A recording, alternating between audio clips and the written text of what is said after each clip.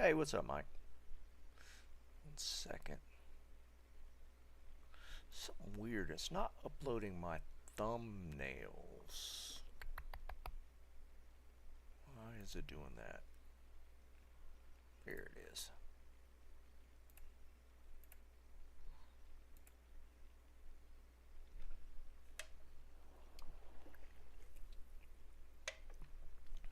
Okay, that should do it.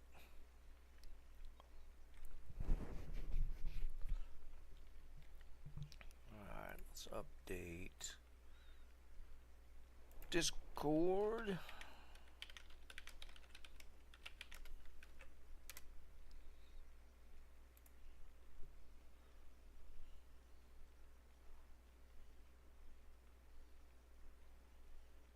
Yeah, there we go. Alright, cool. Cool. Dude, I think it was worse yesterday than, what was it, Saturday's storm front that came through? Yesterday was way worse. Holy jeez, man. We didn't have any power outages, but my son's Jesus, my son's power's been out since last night, and it's still out. They are still without power. It's crazy.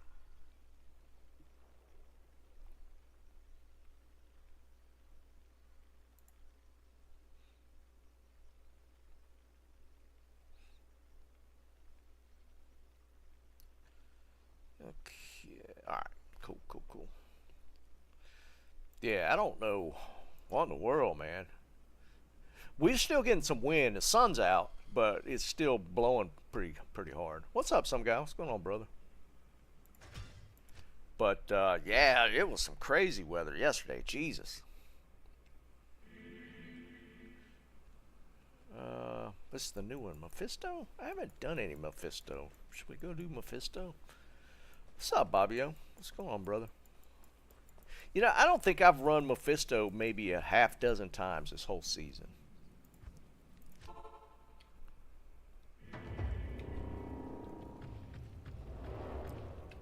I hear you, man. Yeah, it's weather's been a little crazy. We got lucky though. We didn't get any. It was cold weather, so we didn't get hit by like um, all the rain and like cold temperatures turn it into snow. We got kind of lucky with that part at least.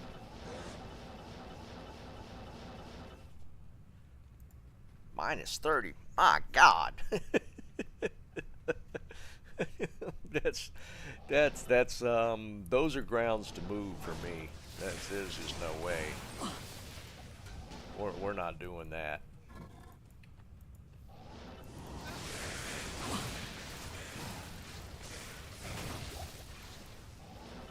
-30. Yeah, negatory.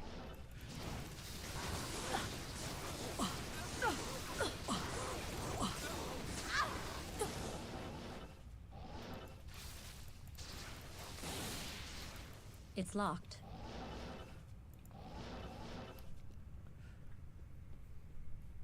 Joe, what's up, brother? We got some wild weather yesterday. Yeah, I was just telling Mike. We got hit pretty hard. Hey, my chat's looking good on the screen. I think we finally got this thing cleaned up a little bit.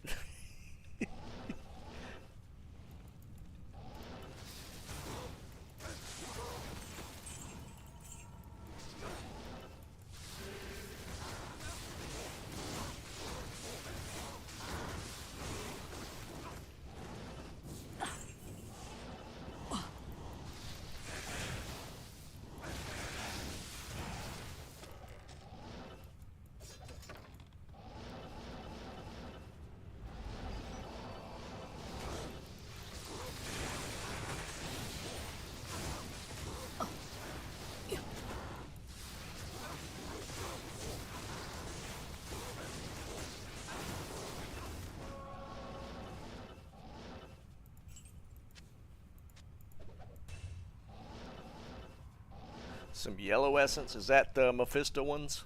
I can't keep. I don't ever remember. I just know green is Bale. That's it. What's going on, Can? Yeah, we had some pretty wild weather. There's still a lot of people without power right now.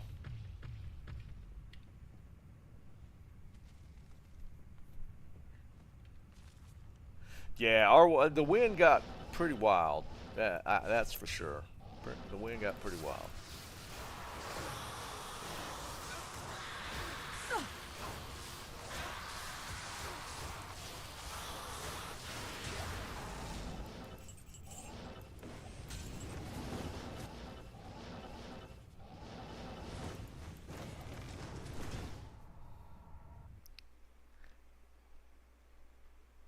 Florida got it. Yeah, I actually haven't checked out what happened in other areas. We were dealing with our own little craziness here.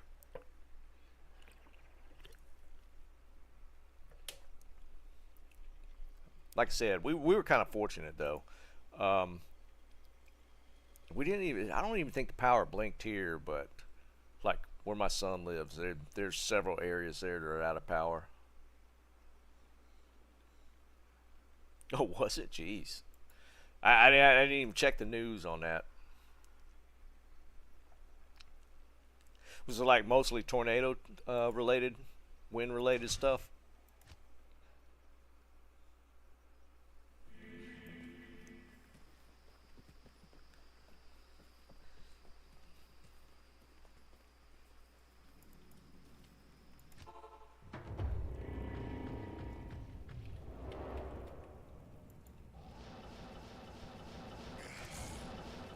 See, the only thing I'm not comfortable stopping endurance to hit the packs because there's always dolls. Like those dolls, that's like instant death if you just catch them, you know, right next to you.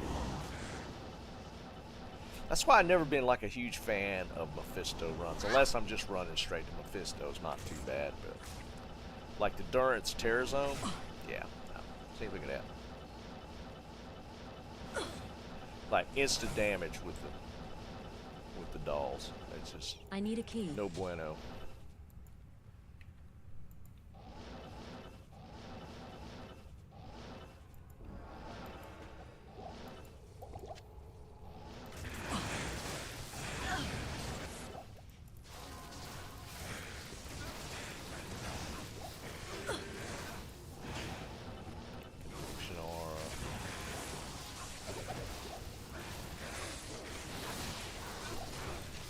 Mark's getting beat up. Thanks.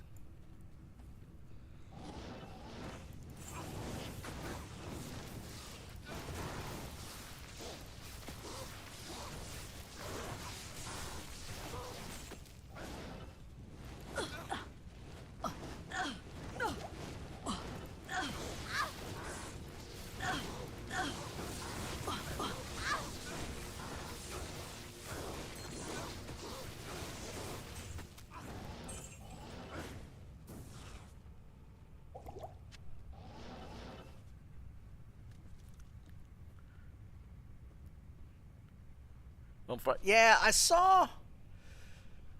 Here's my concern. Well, yeah, I'm kind of concerned. I was on Twitter today and I saw them talking about the D3 stuff. Nothing about D2R, and they're talking about season 3 at D4. So that's very concerning to me. Because they technically, with the way it fell out last time, D2 was in between um, D3 and D4. Now D3 is on a 3-month cycle, so maybe it's going to fall before now. I don't know. There's no mention of D2. They said they were tweeting about the D3 stuff and the D4 season 3. But technically, it's supposed to be on a 4-month cycle for D2 and a 3-month for D4. So maybe the D4 stuff's going to fall in front now. I don't know. I was a little concerned about it. I don't know.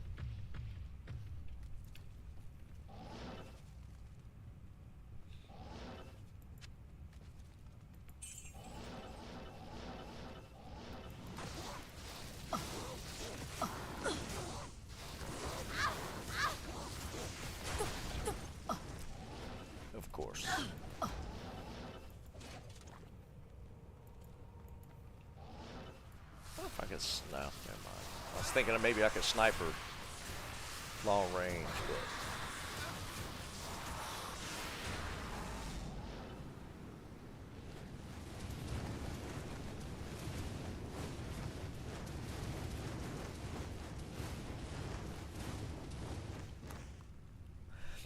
It's weird because I feel like D2's player base is a little bigger than D3. Am I wrong about that?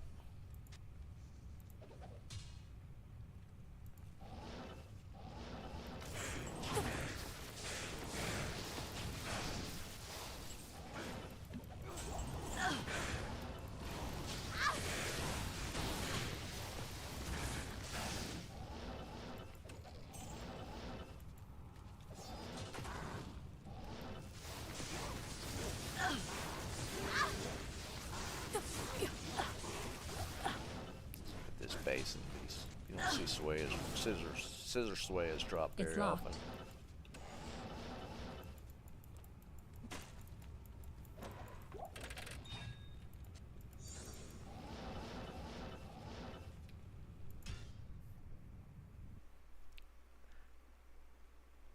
Yeah, I'm curious about that because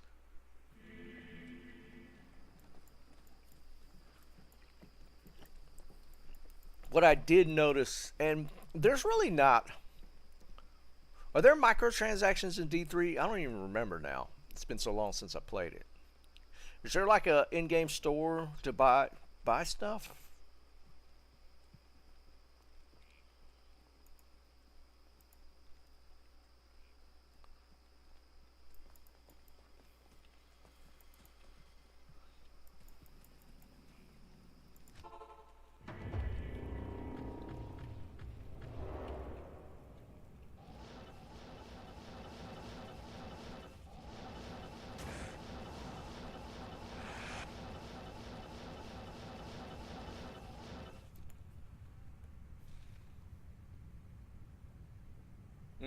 Okay. Yeah, I wasn't sure. Oh, and I did shoot my video yesterday. I'm still working on editing. Should be out tomorrow. So I'm gonna try and stick to that schedule. I'm gonna try and take Tuesdays to do video content and try and get them out on Thursdays. I'll probably make exceptions, like if we actually get a PTR with patch notes, I'll probably do a video specific to that, just when it falls out. But like for like weekly content, I'm gonna try and do a video on Tuesday, edit and have it out on Thursday, in between stream days. So hopefully should have something out tomorrow. I spent yesterday like just putting it together. I am overburdened.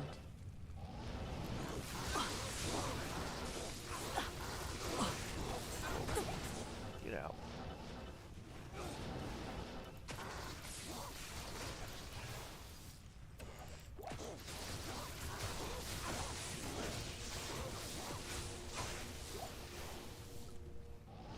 I can't carry anymore.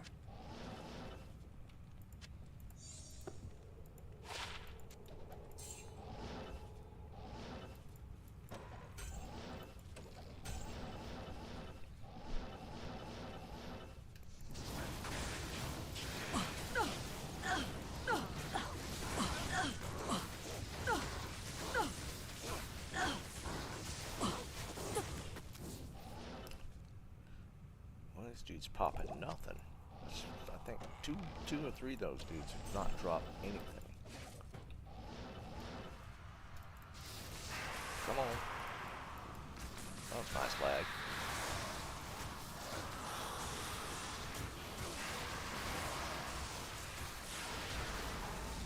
lag. That's the second one of these. What the hell?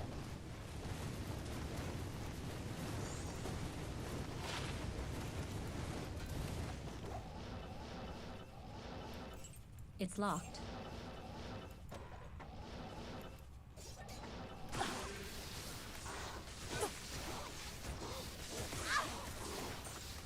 Oh, nice. Should be asunder? I can't. No, another Geeds. Man, I could get some Geeds now.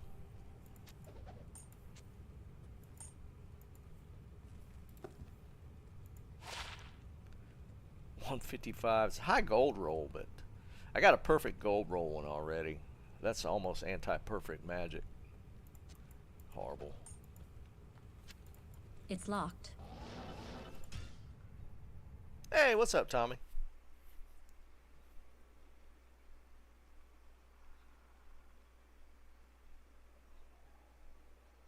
Yeah, some guy. That's on me, dude. I kind of fell off the content. Perfectly honest, like a while back. This was before I started. Before I started working on the game, I just kind of ran out of ideas. I was kind of tired of doing the loot run videos. And then the D4 stuff happened, and I thought I was going to be doing like D4 content, and that was, you know, we know what direction that went. So, and after that, I was streaming and working on the game, and I'm trying to structure my time a little better. So it's like I'm blocking off Tuesdays for content, and we're going to stick with the regular stream schedule. And I'm mainly working on the game on the weekends and in the evenings is kind of what I'm doing. That's kind of my schedule right now. We're getting a pretty good bit done, but I'm trying to just structure it a little better. I gotten kind of lax because how you build the channel is the content, it's not the streaming.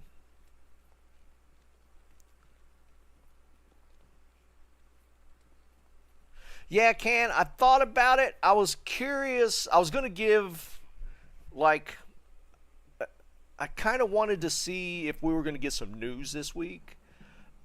So I might. The ladder is kind of dead. I might run. You know, I talked about it a little bit. I was thinking about spinning up PoE and just doing a playthrough just to see what it feels like. You know, I don't know how many of you guys have played PoE, but I did many years ago when it first came out, and I don't know. There's nothing but positive that I hear coming out of various people about PoE. Yeah, maybe we put a little poll up. Yeah, it might be a good idea. Tell what to Phil. Phil doing his thing. He comes up with video ideas. I'll give him that, man. He's he comes up with some stuff that is just like, I don't know. I just like my creative energy and trying to come up with video concepts kind of fell off. You know, I got some ideas now, but I don't have many. So we'll see how that goes. God, the dolls are so annoying. I'm afraid to stop and kill anything with the dolls running around.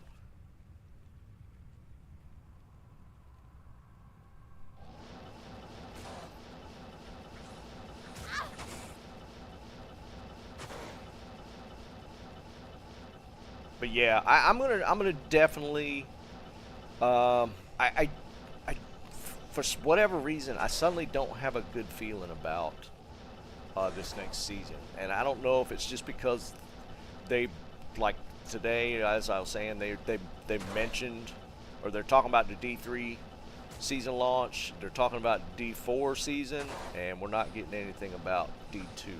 That's it's pretty concerning. It's bugging me. There it is. Jesus, all the way back. It could be from chat. I don't know. Plan on he thinks BNet's stupid. It's such a weird he plays the season starts. I mean, that's just his thing, right? I guess he just likes to enjoy playing single player. I don't know. Single player, I don't know. I'm just not a fan.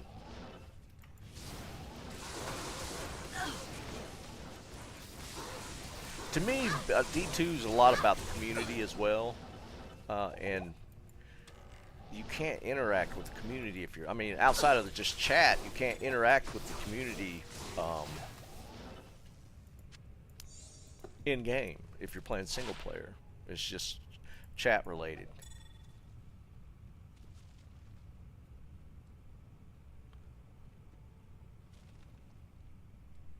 Yeah, I mean, most of his stuff he does single player. I mean, and there's advantages to it because you could set the, the player count and all that kind of stuff. But I don't know, man. I've always approached D2 as more of a, like, multiplayer game, When I was playing the old game, I was always in pub games doing cows and stuff like that.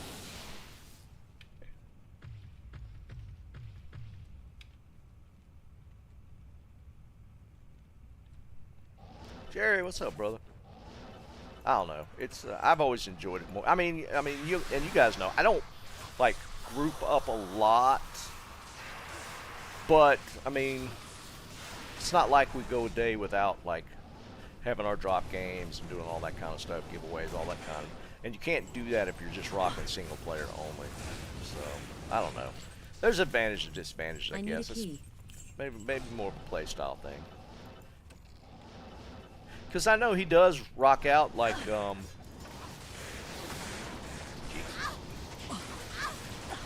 like when the season launches, he usually, I seem like I've seen him group up and do like an initial season run.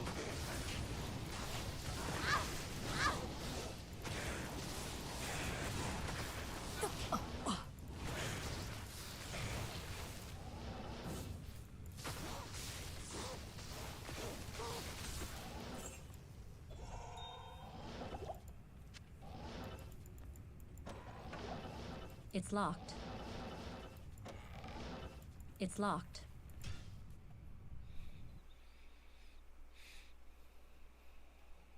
Hey Liam, what's going on, brother? Yeah, I usually don't do Durance, but I figured I'd kill Mephisto a little bit.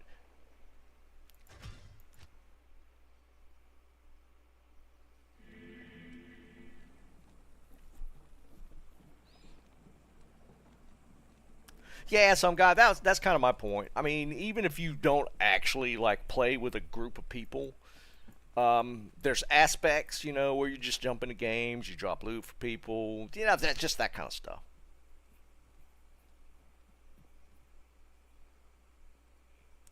Yeah, no, I get that for the speed running, um, like that specific, I guess, genre of D2. You can the speed running thing is kind of built into that. Shut up, Mike. I'm feeling pretty good. I even have the overlay that I wanted. I found out that instead of starting the stream in OBS, I start it in the split stream application, and then I get the overlay I like. See you, Bobby O. Have a good one, brother.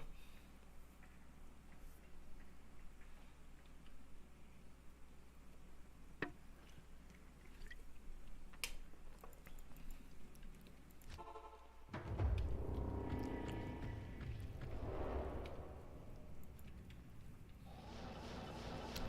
going left. Too much Countess. Start going right. Countess is always like right out of the first, out of the waypoint.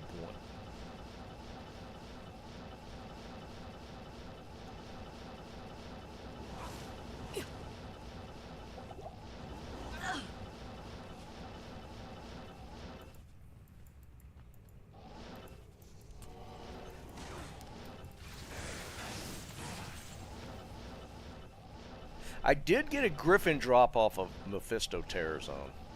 I have got my first Griffin drop was off of Mephisto Terror Zone, so that's kind of cool.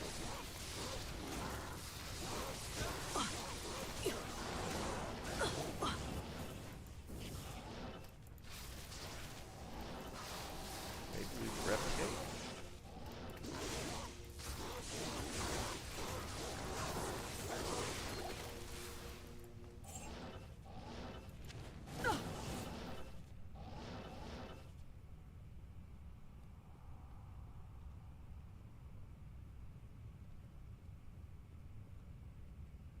Yeah, because his ads, they're just monsters, so they don't vote doesn't work. I need a key.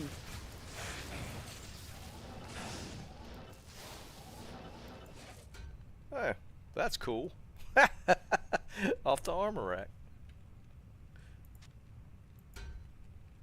Got a vamp. I actually hadn't got one this season. I don't remember. I know this is a decent life lead. I used to use the vamp gaze on my Boazon way back in the day. That was my helm of choice. But I don't remember this. I know it's a life leech helm, but I don't remember any other stat. The D2R, that was a big deal. I don't remember the stats on this. Vamp gaze.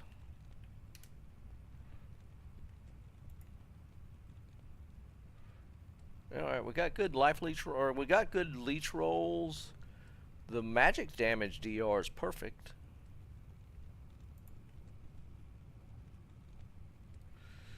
So, wow, that's actually a high roll vamp. 8's max on the leech, so we got a 7 and an 8. It's 6 to 8 on both of the leeches. So we got a 7 and an 8.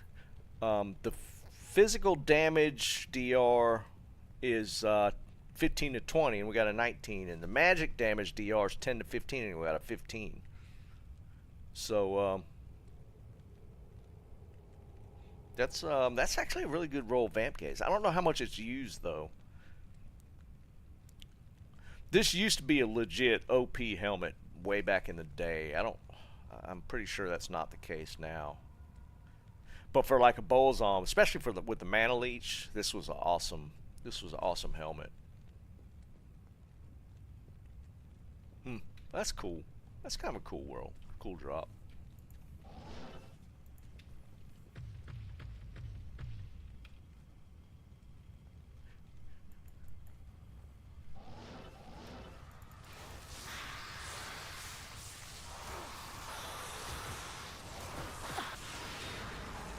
It's locked.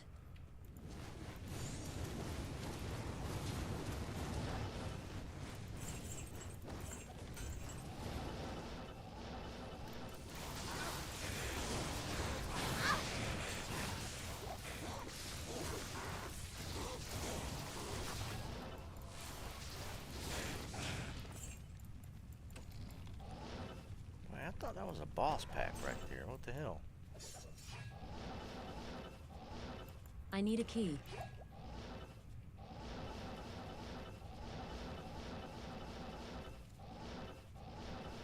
Oh.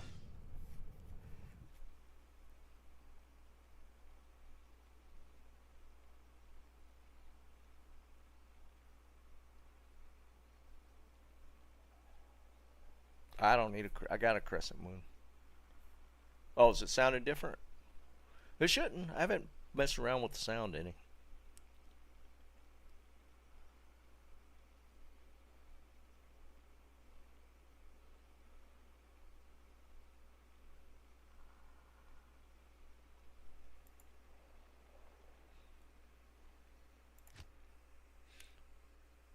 Alright, wind one's up.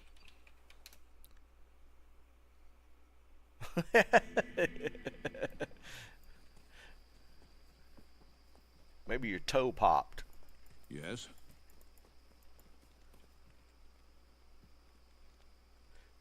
Voice audio needs to go up, maybe? Hold on, let me look. Let's tweak the sound a little bit. Alright. Voice audio. Yeah, it is. Looks like it is coming across a little low. Let's bump it a little bit.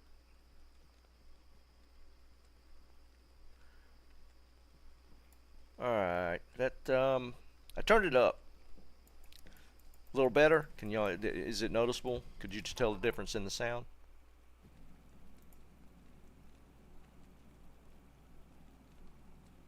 War traps. Alright, what kind of rolls you get? What the hell? More?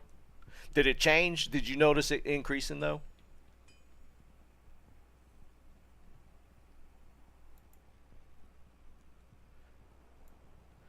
Bump it up a little more. How about now? Can you hear me now? Can you hear me now?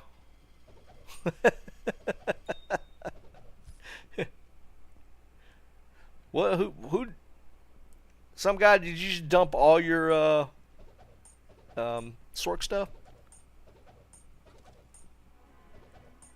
Awesome, awesome, awesome. Yeah, that's a solid setup if anybody's looking for Sork stuff.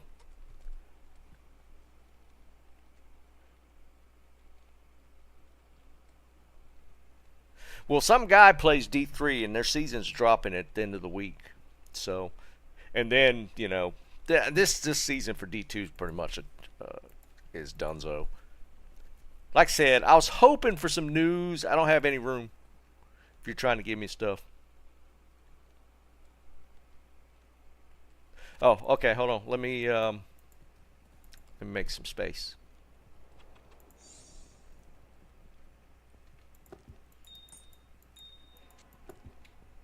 All right, what you got?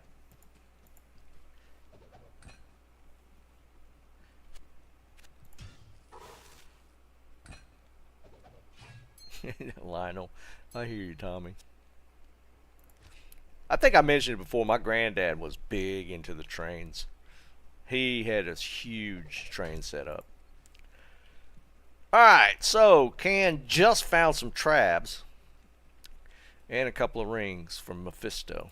Let's see what you got. 50. Anti-perfect trabs, man. Sorry. That just means these are going to be manolds. Like another nature's piece. Dear God, man.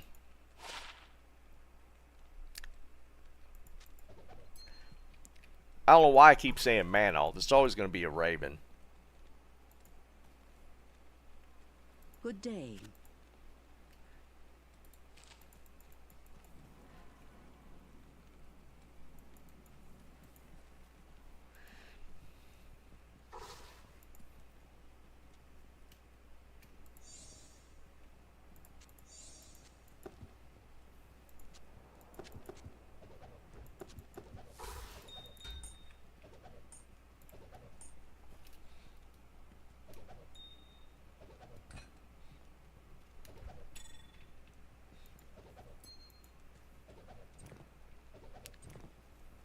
What's this? Is a 7%ers say just good luck? Yeah, they do. Why won't it let me pick stuff up? That is a 7. I'm going to take that. Let's see. Lifer. I don't care about the 20 life. We'll take a 7 though. What else? A small fortune. Vita, that's the one I just threw down.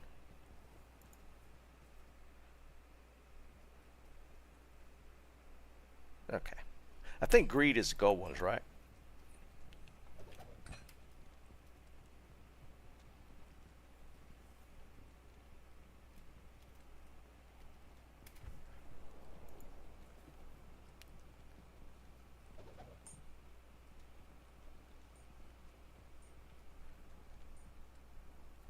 $22.48. That's still sick, man.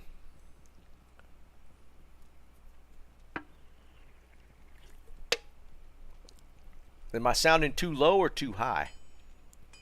Eric, what's up, brother? What's going on, man?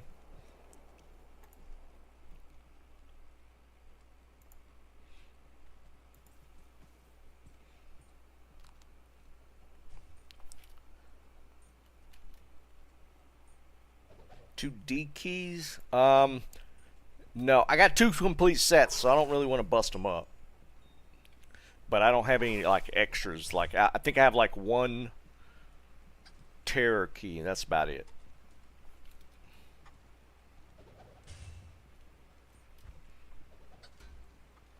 Base, low base. I don't think I have an EQ on this.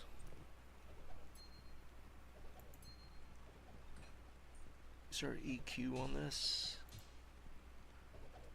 Lock. Advanced.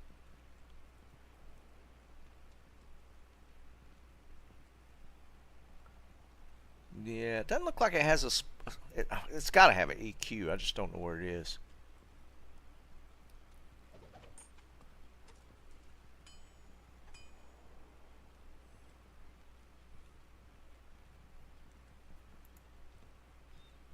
Tomac, what's up, man?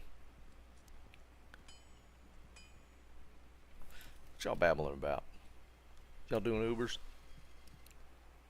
There's a lot of stuff in here. Some guy dumped all his.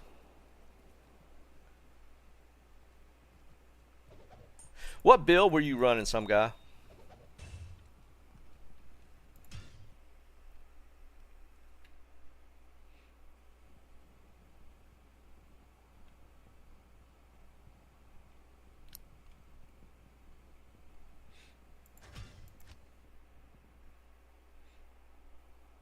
Oh, you were doing a lightning build?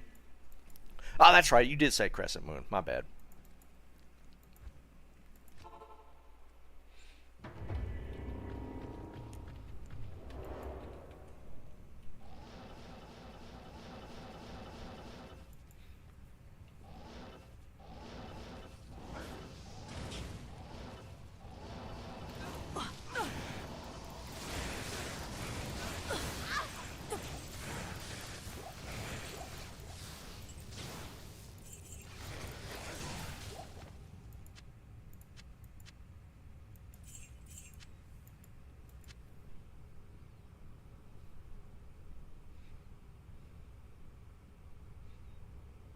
Keep getting hurt. Nothing serious, I hope.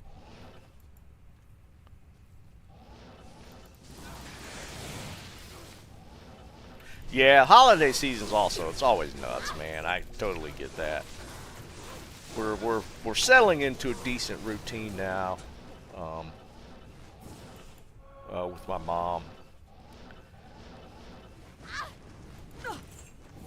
She's kind of getting used to the idea of being here, just living here. She always felt the need to go back to her house, which I get. I mean, they lived there for over 50 years. But she kind of knows she can't be there by herself. I won't let her be there by herself.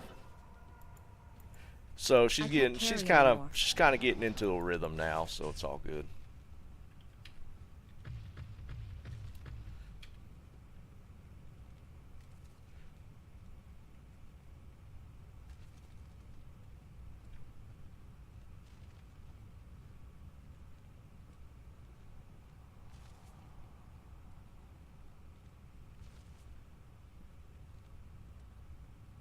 Holy gee, 100-pound what?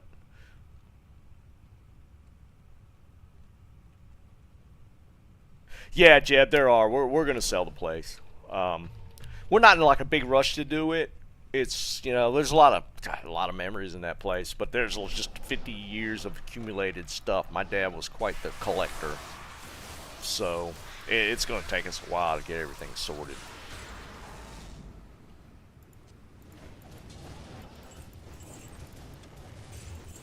I am overburdened. But yeah, that's the ultimate plan. We'll probably sell the place at some point.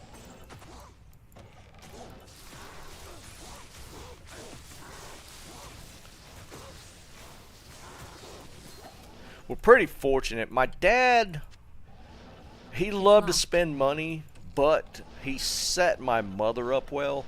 She's never gonna hurt for money rest of her life. She's gonna get a pretty good chunk of change from the government for the rest of her life, so all that's good.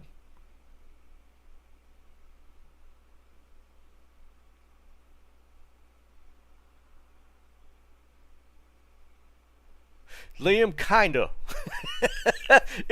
Dude, it's funny you say that. It's literally kind of the case. He got into collecting everything. And it wasn't like because my mother's like, she hates mess, so she wouldn't let him like just stack stuff everywhere. But he, like, it started way back, like in the 70s. When we moved to that house. I don't know if you guys ever heard of it. I don't even know if it still exists. There was a company called Franklin Mint. And Franklin Mint, I don't know if they specialized in it, but he bought they had a series of leather-bound books of all the classics.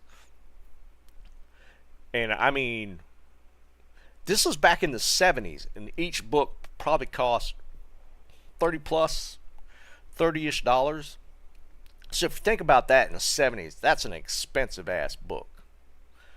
Oh, you have, Tommy? Yeah, and he collected, we have an entire huge wall of these books. I don't have space for them. My sister took those. But they were literally like leather bound. The what do you call the edges of the pages? Though that was like they were gilded in like gold, just like 24 karat gold gilding on the edges of the pages. And they were superb books, and he kept them in excellent shape. So he collected all those, hundreds of them. There's probably a couple hundred, 200-300 of those books, and you know, it's all the class like Moby Dick, and it's just all like all classic books. Yeah, they did, Joe, because I remember him. They had like plates. They did plates and stuff too, and he did some of that stuff for a while. Then he got into plastic scale models, and he literally had 2 sheds, and he built himself like a separate garage with a workspace in the back. That workspace plus 2 sheds were full of plastic scale model kits. Just the kits. He would make them, but he mainly collected them. And he had hundreds of them. And he didn't collect cheap stuff. He collected the expensive plastic scale model kits. So we had that to deal with. And then it was a coin collection, which I think I mentioned to you guys before. We had the coin collection we had to get rid of.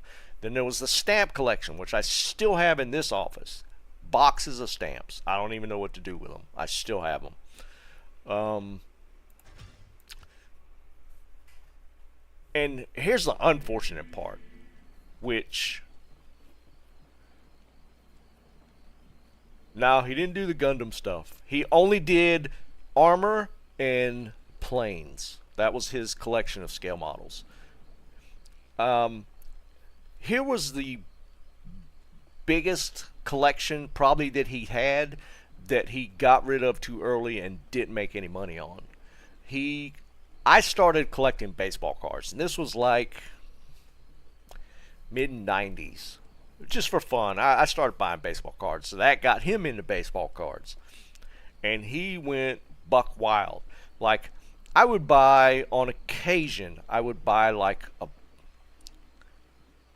it was a box of cards. Like, you know, you'd go like back in the day, if you were a kid, bought baseball cards, they come in a little paper or wrapped packs with a little piece of gum in them.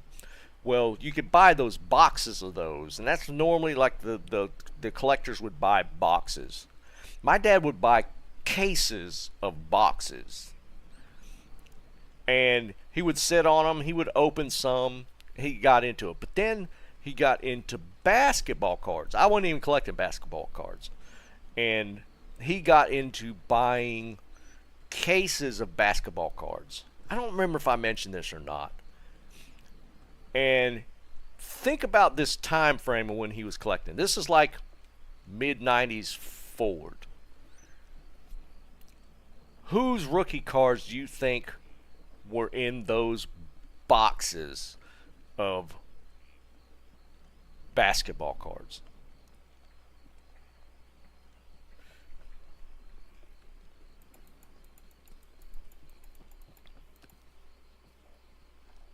Liam, it gets bad. That's one of them. That's one of them, Can.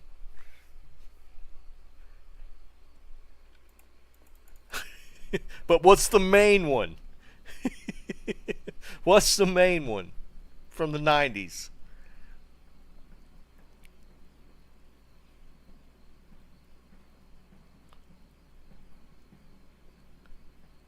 Shaq was one of them, because I had Shaq No, Jordan was not. He was in that.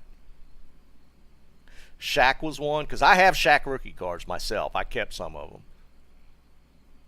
No, hold on. What year was Jordan's rookie?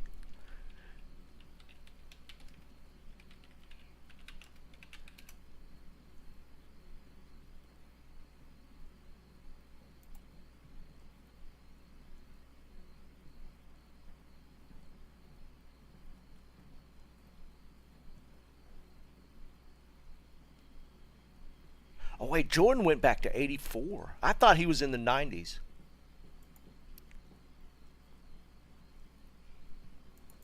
Well, here's the thing though. My dad went backwards. He bought he would buy like old cases cuz I know he had cases of the year that Jordan was a rookie. Cuz he had one of the rookie cards. He had like one of them just like from opening packs.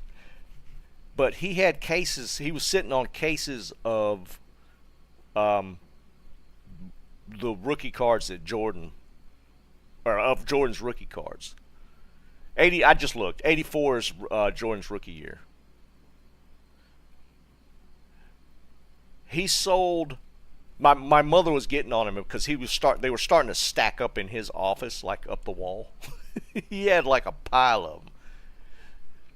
And he sold the entire lot, all the cases, everything that was opened, unopened. He sold everything for $2,000.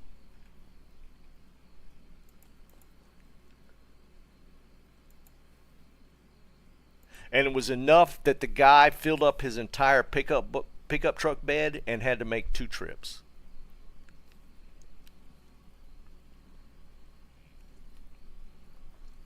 The last time I looked, the Fleer Michael Jordan rookie card was 17 or 18 grand. That's the last time I looked. That was a little while back. Oh yeah, Liam, that was the one thing he didn't hang on to. That was the one thing he sold and didn't keep. He kept everything else, but he sold the basketball cards. 2000 didn't even recoup how much he put into it.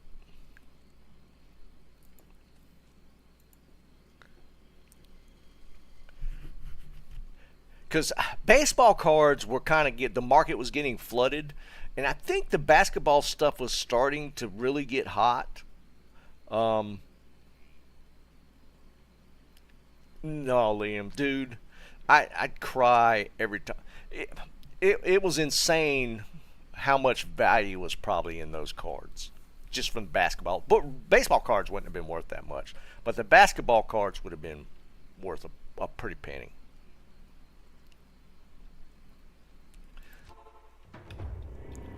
So that was part of his collecting habits, but that goes he dumped that, so we didn't have to deal with oh no, he's all right, how about this one? When my dad was in Okinawa, he loved sports cars. His favorite car, and he's got pictures of it. I've seen pictures of it.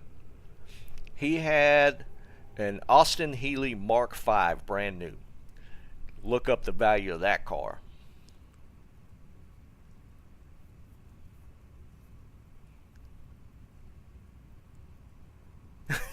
Yeah, Liam. I totally get that.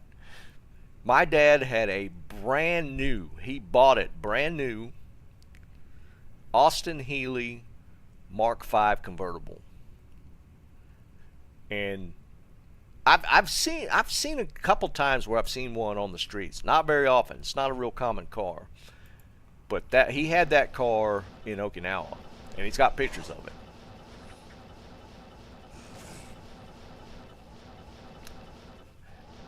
That would be one I'd loved to have.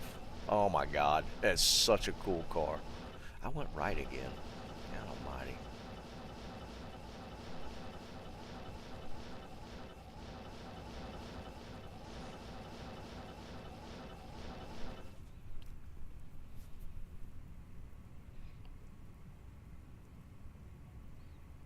Oh yeah, Jeb, for sure.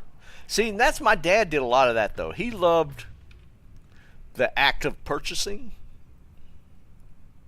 collectible stuff and just sitting on it. He loved that kind of stuff. Like he did open some of the cases or some of the boxes of the baseball cards and stuff, but he didn't really mess with that stuff beyond that.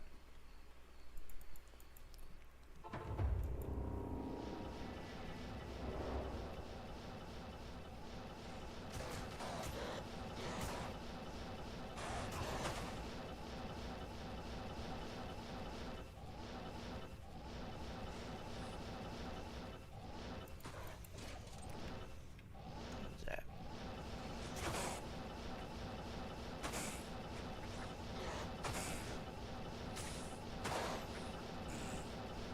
But now that's we're dealing with a lot of that stuff. We like the only thing I've gotten rid of part of the stamp collection, and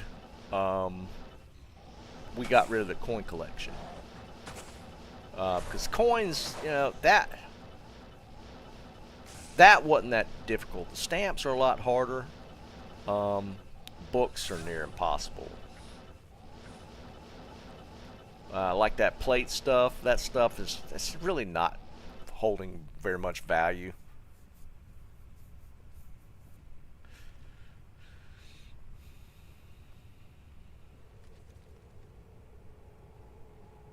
Yeah, Jerry, it was he liked to do research and he thought I mean, the only thing that held or increased in value was probably the coins. Um, Rest of the stuff maybe maintained some value, but nothing spectacular.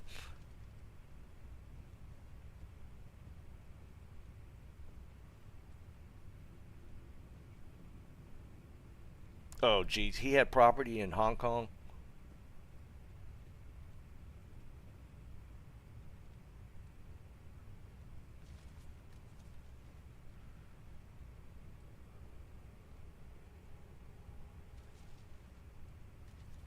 Oh yeah, Eric, for sure, dude. That's something you don't really think about value wise, though, right? When you have it at the time, like vehicles. Maybe some, but I don't know. A lot of people don't look at like current like you buy a new vehicle at the time. You don't look at it as like later being a collector's item, right?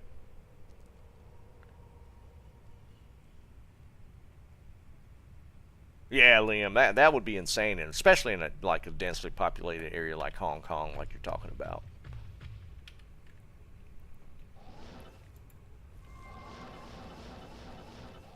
It's locked. Oh, then my dad got into wooden sailing ship model kits. That became a thing. Um, he got pretty extensive into that one. But then we got all the little special tools. Here's an example of a tool for like the sailing ship model stuff. There's literally he's got a table saw. It's about 12, 15 inches long. The blade is probably a couple inches in diameter. Um, and it's for cutting like planks and stuff, special cut planks. And he literally that thing, I think he special ordered it. It cost him like 500 or 600 bucks. Jeremy, what's up, brother?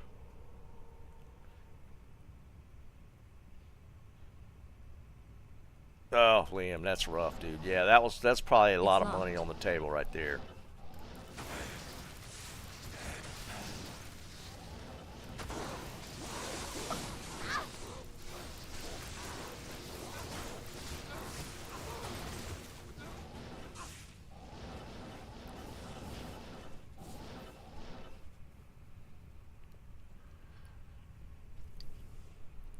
Oh yeah, Liam, for sure. That was probably that was probably a chunk of change for sure. My dad was big into woodworking as well. Um, That was kind of his thing for a while. He actually made this desk that I use. There's no way I'm ever getting rid of that. And it's an older style office desk, but it's actually in really good shape. He made it for me. Oh God, how long ago? I've had this desk probably 35 years. Probably at least that old.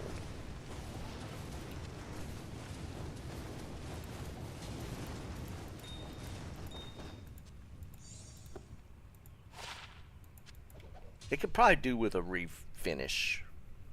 Well, maybe not even that bad. I probably should put like a coat of something on it. Some sealant.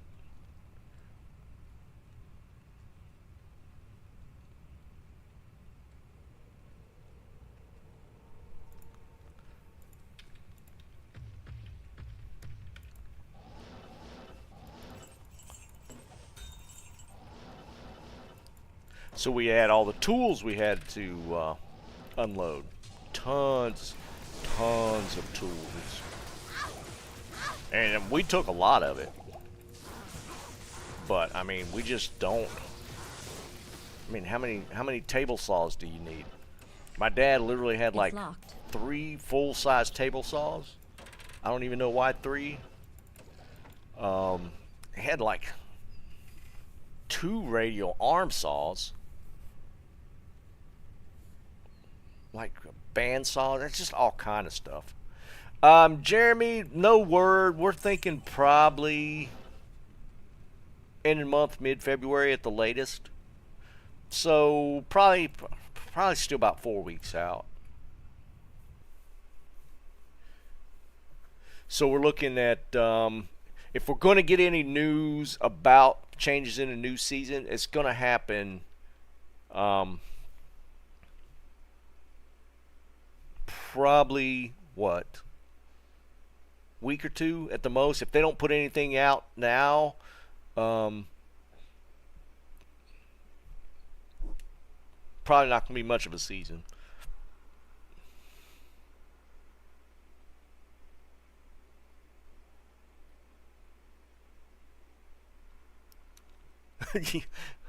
The radial saw, he did hurt himself once, but it was on a table saw.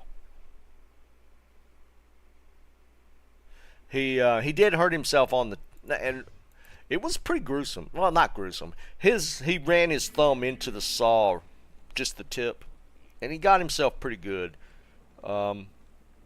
He did that on a table saw.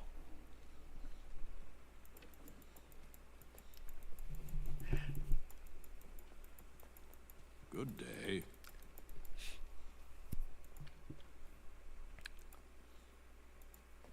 Yeah, the radial arm saw, I never really, compared to a table saw, I don't really know why you would get one. Seemed like the table saw would suit your needs, like more needs than a radial arm saw. Because, like, say you're cutting a sheet of plywood, you can't run that through a radial arm saw unless you're cutting like a not a very wide length off or something. So I never understood why the radial arm saw. Maybe it was cheaper at the time or something. Yeah, 2x4s, but I mean you can still kind of do the same on the table saw. Maybe overall time savings, maybe it's a little quicker with the radial arm saw. Because he did buy it first when we were building an extension to the house, so there was definitely a lot of 2x4 cutting. But there was also a lot of plywood cutting as well. Entire hand, Jesus Christ. I bet that was rough.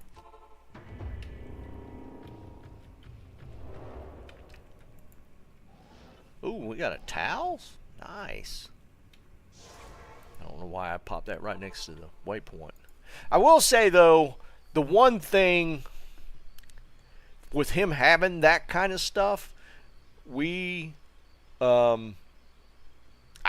learned a lot of hands-on stuff. So, I mean, even though I don't use it now, if I were to have a need to do any woodworking, not like furniture type, but like just basic stuff around the house, I know how to do it.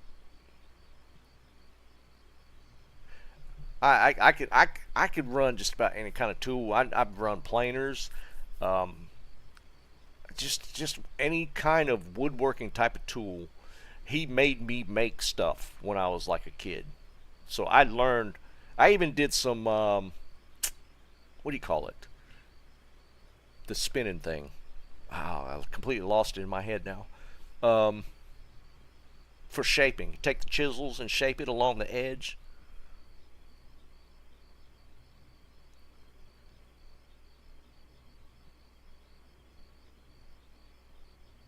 A lathe, yeah, that thing. I even know how to use a lathe.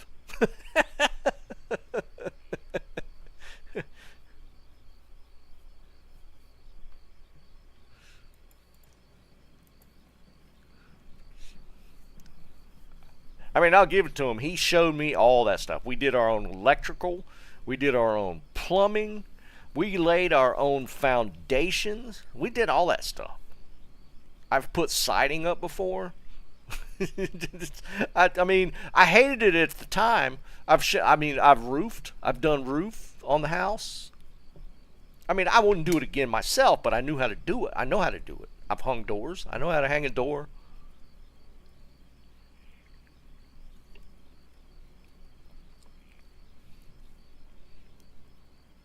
Yes, my dad did the same thing. Wasn't the same store, but there was a place up near us actually that he would travel to just to get stuff.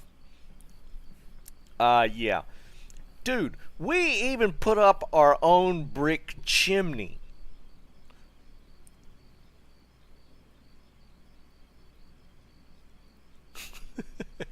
Morningwood's a thing of the past. I don't know what you're talking about. Like, and not like, I mean, it was like on the exterior of the house, like, so it was from ground all the way up. It was a full-size chimney. We did our own tiles. We put down parquet flooring. I've done all that stuff. I mean, I didn't want to at the time, but I've done it all.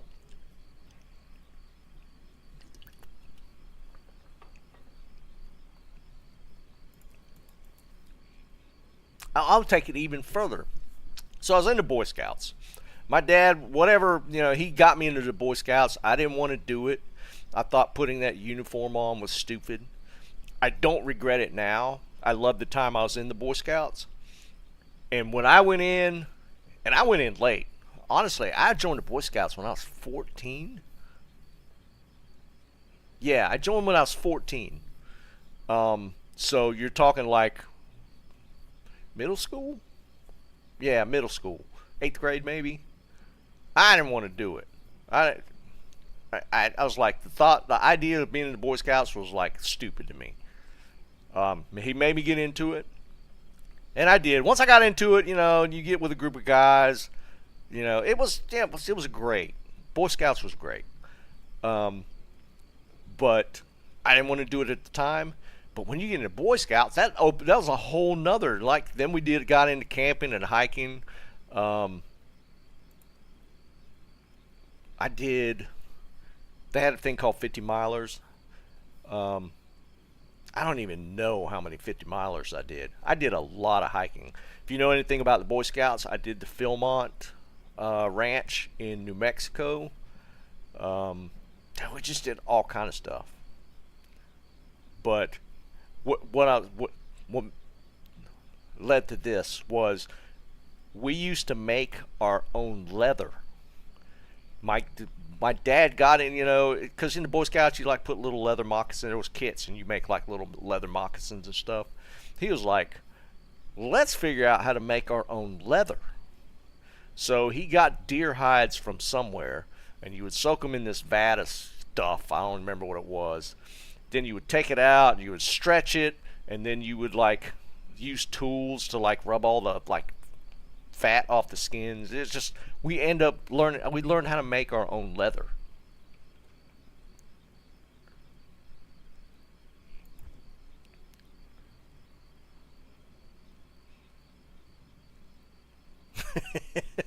I hear you, man.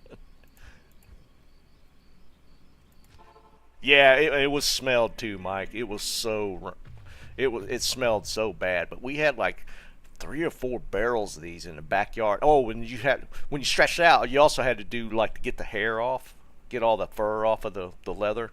You had to like soak it in that stuff for so long, then peg it out, and then just scrape the hair off. It was crazy. He got into some of the craziest stuff like that. So if there was ever a zombie apocalypse, I think I can make it. I mean, I don't retain all of that stuff, but I probably could remember. You know, if it come down to it, I could probably remember to do some of that stuff.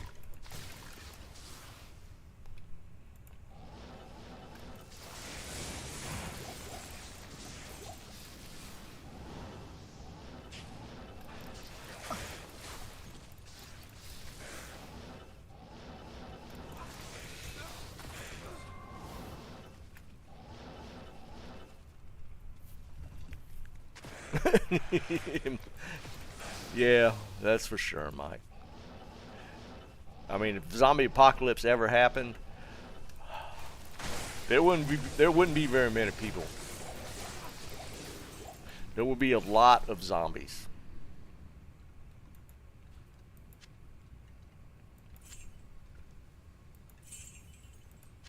I am overburdened. Tomac, probably another 3 or 4 weeks I before can't we see carry reset. anymore.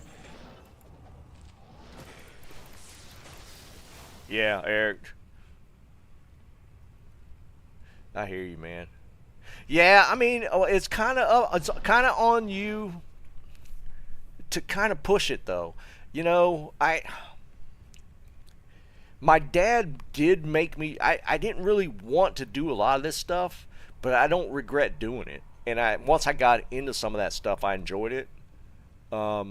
So it's kind of incumbent on the parent to push it a little harder, right? Like I'll be the first one to say I didn't push my son hard enough on some stuff that probably would have benefited him at later times. So you kind of have to maybe push the kids to do stuff that they maybe will grumble and complain about, but you know, in the end they won't regret it. Like when my dad pushed me into banjo lessons, I didn't want to learn to play the banjo.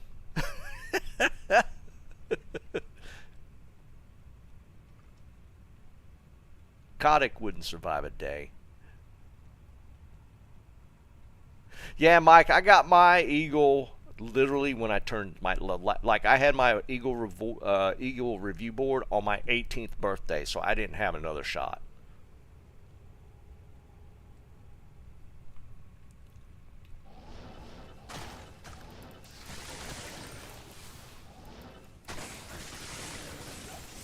Of course, honestly, I think my dad was more nervous than I was when I went into the review.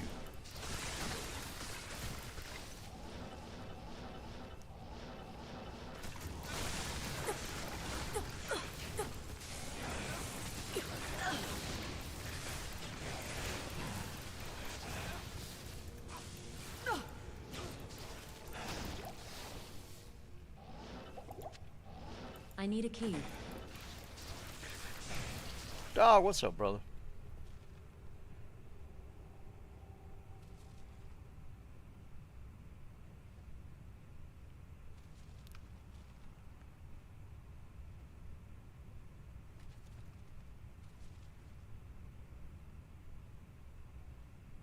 Sports is another good venue as well. You know, it just has to be something, right?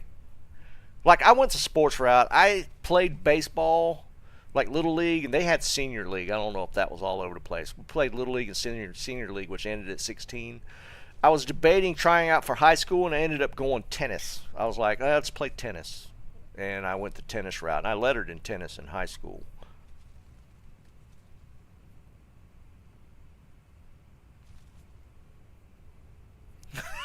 I hear you, Liam.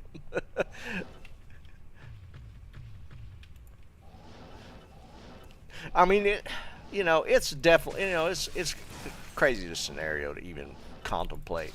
But I mean, if we had some wild stuff where like an EMP hit and the power just went off for an extended period of time, dude, the population would thin pretty quick. Most people wouldn't even know how to start a fire.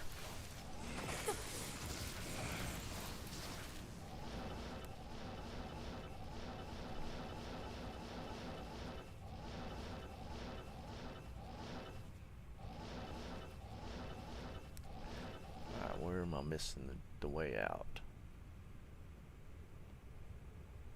Is that it up there? No. How am I missing it? Where's it at? Ah, right here? Yeah.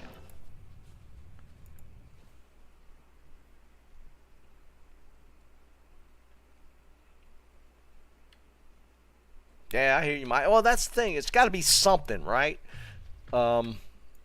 That's what I feel like is lacking a lot now. I mean, there's definitely still, you know, sports is still a pretty big thing, but if you look at take the entire high school population or kids in like one high school, how many are actually playing sports?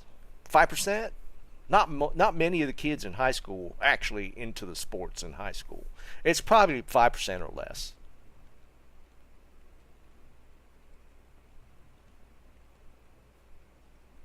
I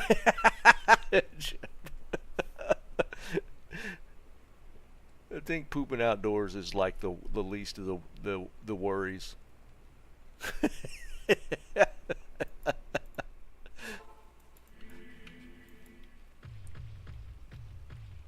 It is. High school sports are super competitive.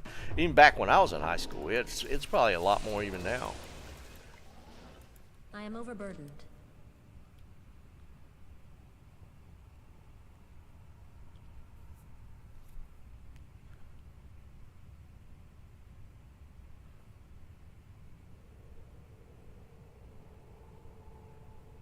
That's pretty cool, Tomac.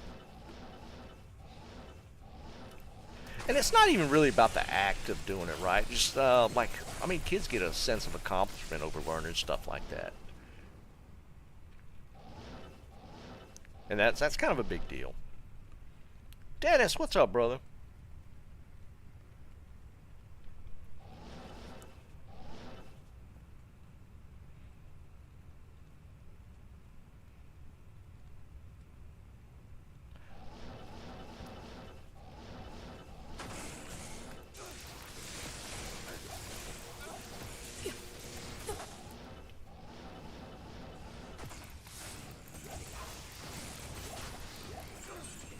And my point is, I mean, it just has to be something. It doesn't have to be sports.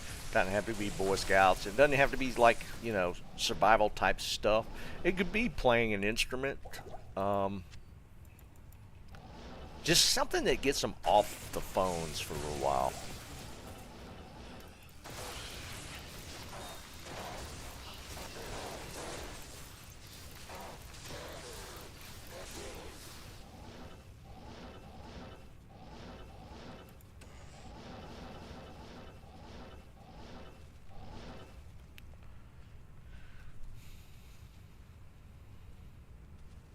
Yeah, Mike. See, it's stuff like that. I mean, it's cool, right? Just they got to put them onto something that maybe that interests them. A survival thing. I mean, we had to do that in Boy Scouts. I don't know if it's the thing now. They used to have a thing. You had to have. There was a survival merit badge, and you had to spend X amount of time. It wasn't a long time. You're like a couple of days without like just readily available food and stuff like that. Hell, that might not even be a thing in the Boy Scouts now. In fact, it was like a required. There was like certain set of merit badges required for like getting your eagle. I want to say the survival merit badge was one of them.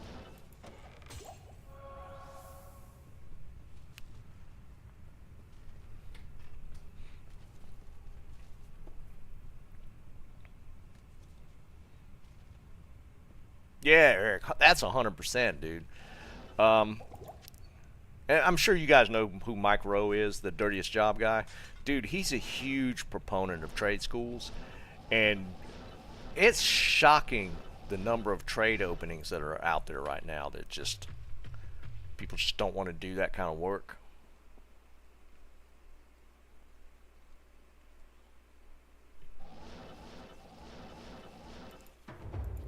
And there's a lot of money. Like electricians, starting out, it's not great, but I mean, if you like learn trade like electrician or plumbing or anything like that, there's money to be had. I mean, obviously not everybody's going to make the kind of money because, you know, I guess to make the top tier money and that's kind of a trade, you end up having to have your own company or something. But I think the guys that just even work for other people make a pretty decent wage if you get like certifications and stuff.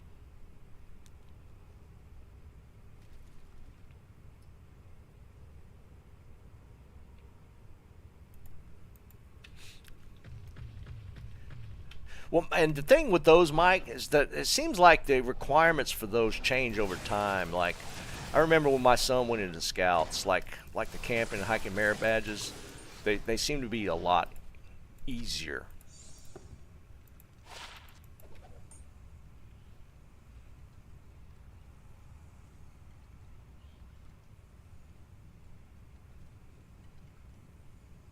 Liam.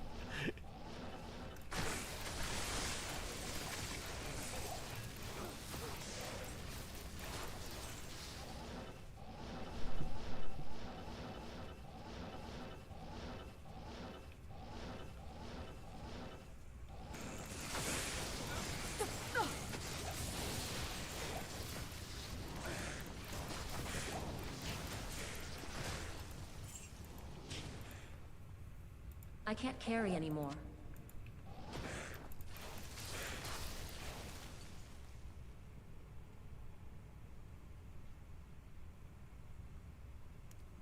Yeah, Eric, and here's the thing. I don't think it's a hot take.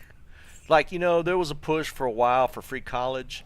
Um, I don't necessarily think that's a good idea, but I would not be opposed to like free community college. I think that's a more realistic um, goal if you were to push something like that.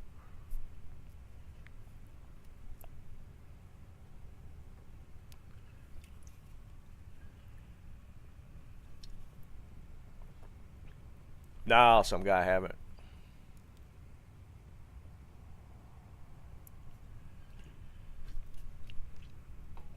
I mean, I feel like the community colleges, just in general, are pretty decently accepted.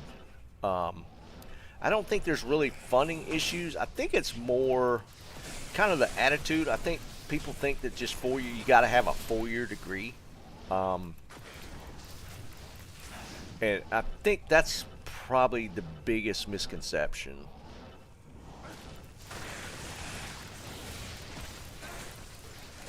And obviously, it depends on what. Um, but like, if you wanted to get into IT, you could you could do it with just getting a 2 year degree, associate's degree. 744. We're probably shooting for 800 plus, right, for bases like that.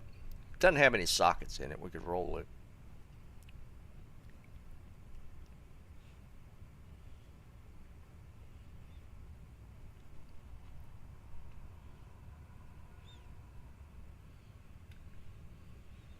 I might roll it just to see what kind of sockets we get.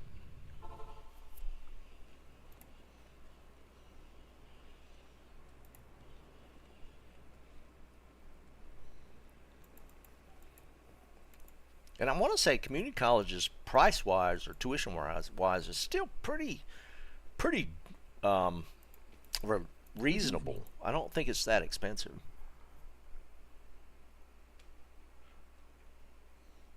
Yeah, Eric, to a degree, but I mean, I don't know if that really comes into play unless you're into the Ivy League. Like regular, like 4 year universities, like state colleges, maybe a little bit, but I think that networking stuff really doesn't come around full effect unless you're probably like the Ivy League level. I could be wrong.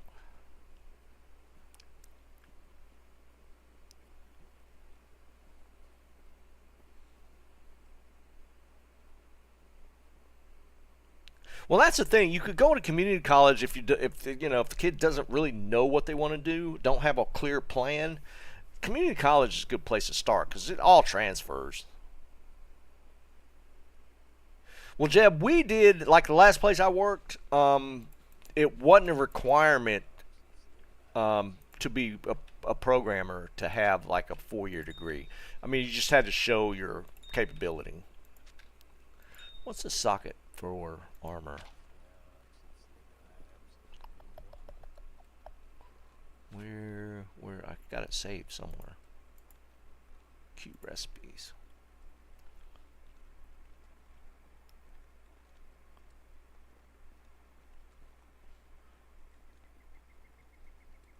Up there, socketed. Shield, helm, weapon, armor, Talthol, topaz.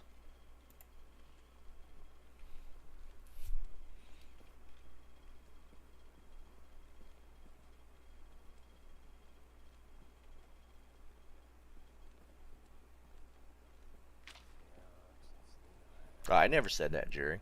I'm just saying that there's too much of an emphasis on 4-year.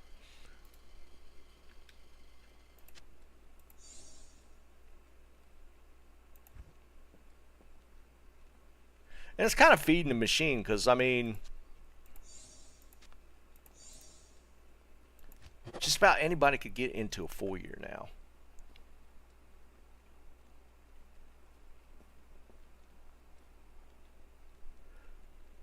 Worth keeping. It was basically a fort base, but I feel like for a ethereal fort base, we're wanting 800 plus. 744, and it's Hallberg. Hallberg usually doesn't look that good, does it? I'll set it aside. Maybe I'll drop it into a freebie game if somebody wants it.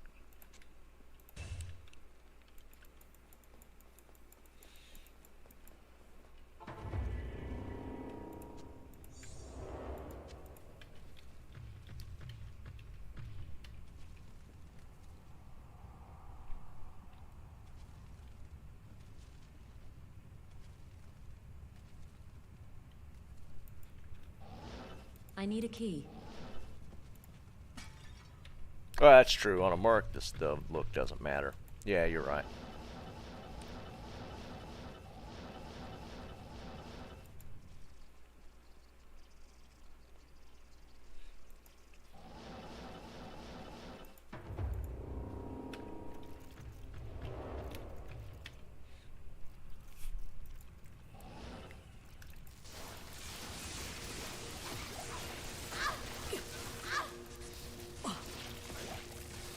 Yeah, especially when you take the debt involved. Overburdened. I mean, if you go to a 4-year school and you want to just get a English degree, if you could do it without going into debt, I mean, go for it. But the problem is, I mean, you're probably going to incur so much debt if you're going to borrow the money to do it.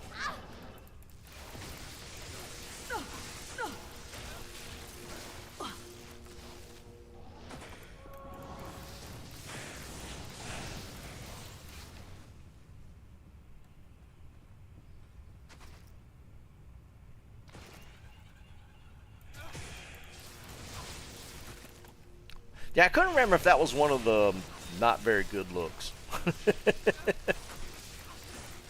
Because we were looking at that a while back. We were looking at the different armor types and how they looked on the character. I couldn't remember if the halberd was one of the bad ones.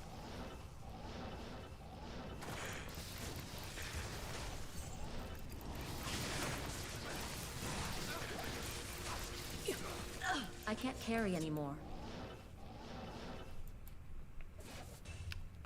White sacred.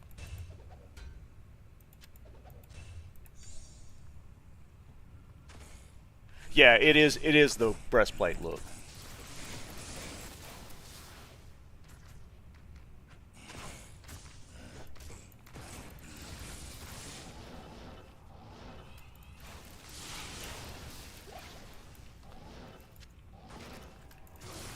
Oh, I saw a wild video on YouTube earlier today.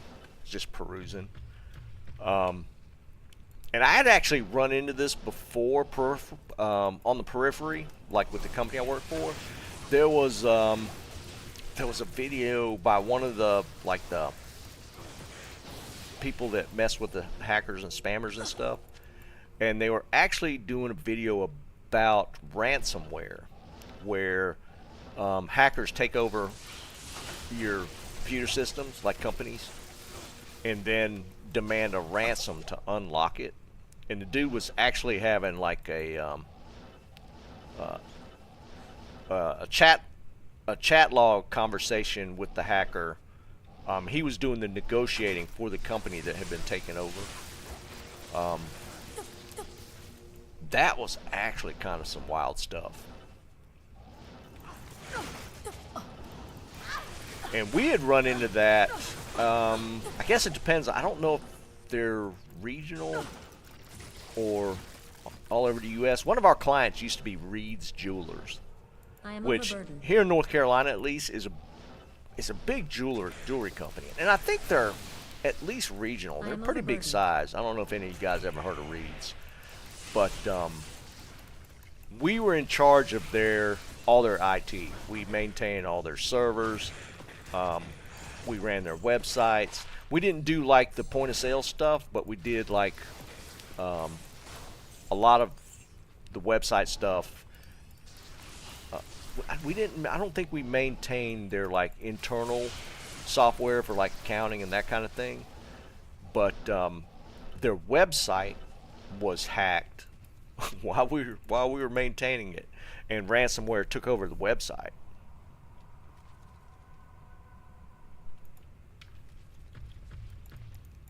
But it wasn't like on the video.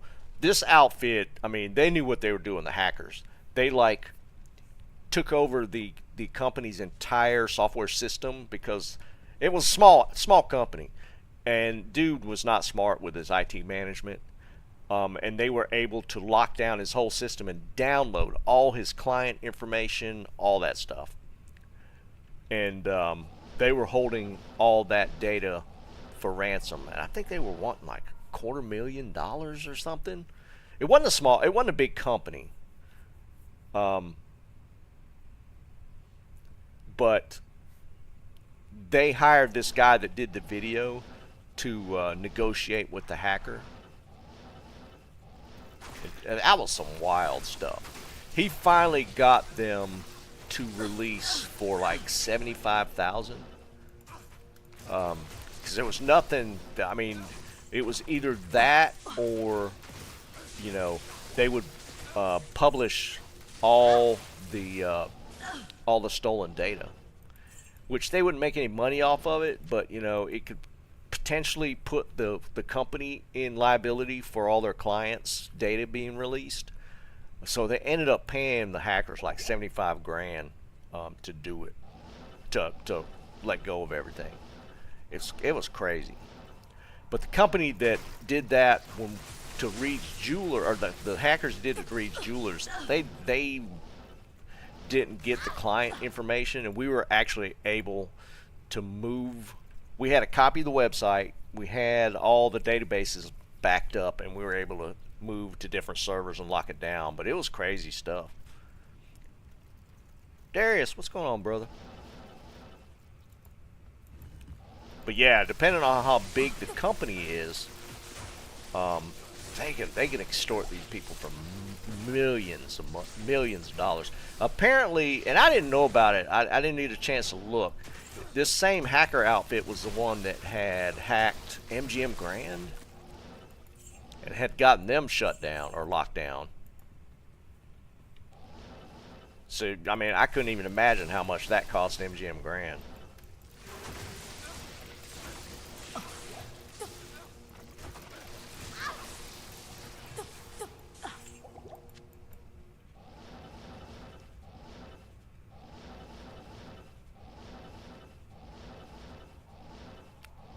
Because I'm sure you guys have seen or gotten like notifications like where your banking information or credit card information, like there was a breach in some company or some company that you might have done business with or something, and their data got breached. It's just impossible to can't completely carry protect anymore. your information these days. There's just no way to do it. Oh, Bark. Okay, I hear you.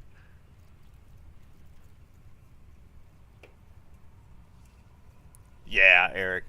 Um, um, apparently, most times they end up paying, negotiating with the hackers to get all that locked down.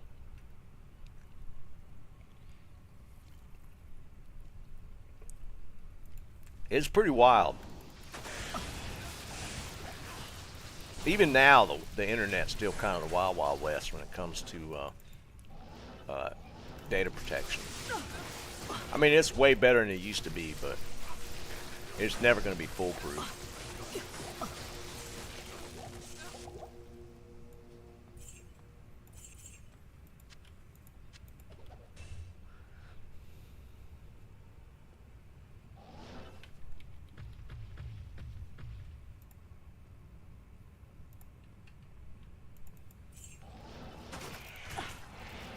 I should just skip these beetles. They take a little longer than the other ones. I think I'm going to just skip the tombs that have beetles. In fact, I'm just going to get out of here. Even though I can kill them, it's just kind of I can't annoying. I carry don't want to anymore. deal with them. Yeah, let's just start over.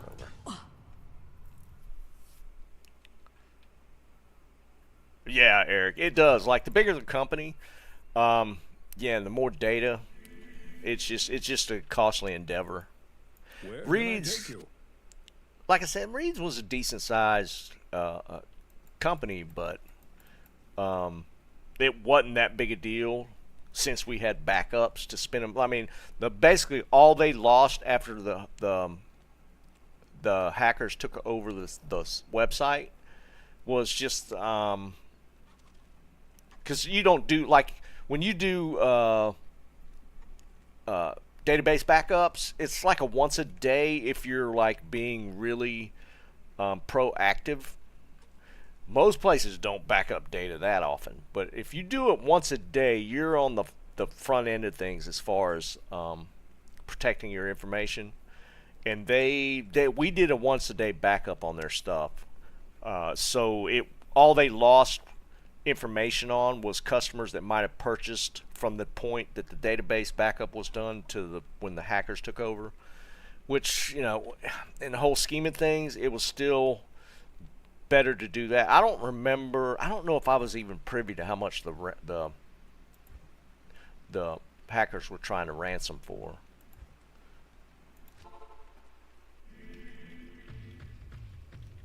But we were able to cover everything fairly quickly. We were kind of fortunate though, because you don't back up like the website information that often. You normally do have like a build of the basic software, but a lot of times when you create like a website, you have like an admin panel for like the clients to use, and that stuff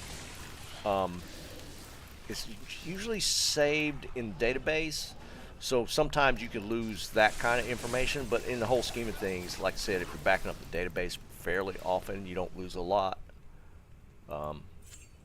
So they didn't actually, they weren't out a ton. The problem that we encountered with them was just the fact that it was breached to begin with, and I don't actually know how they gained access. So the client was more pissed off about that with us than, they were happy that we were able to recover everything, but they weren't too happy that they got breached to begin with.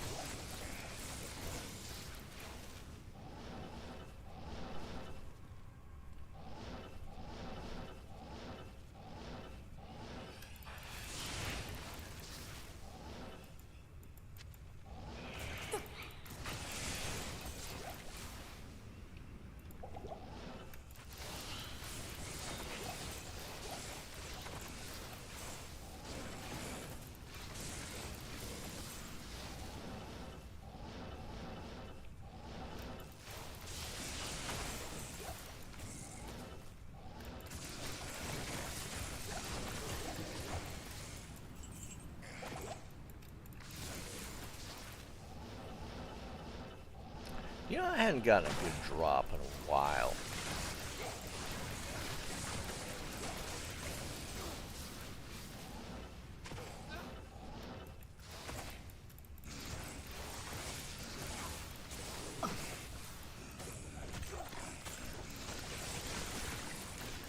It was kind of cool to get that vamp gaze off an armor rack, but just drops in general. I haven't really hit on anything.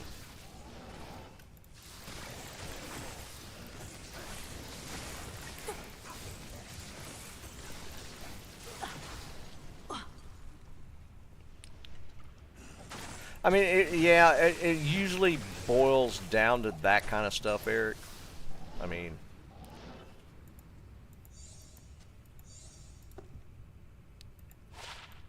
but we're in charge of their email servers too, so I guess technically, maybe that still fell under us. All I know is we got blamed for it.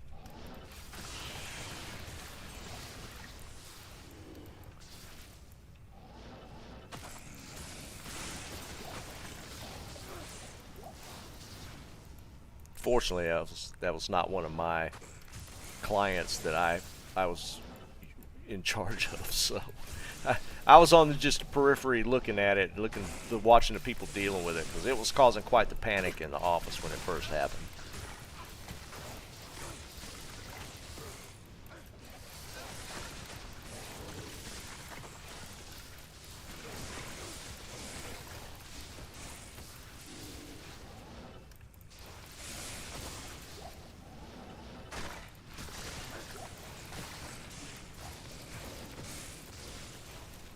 Okay, we actually got Duriel.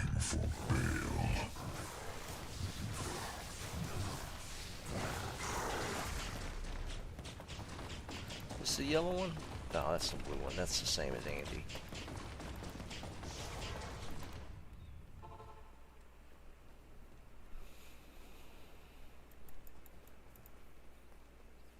Thought y'all were doing like Stay a while and listen. How may what do you I call help it? you? I thought y'all were doing Ubers or something.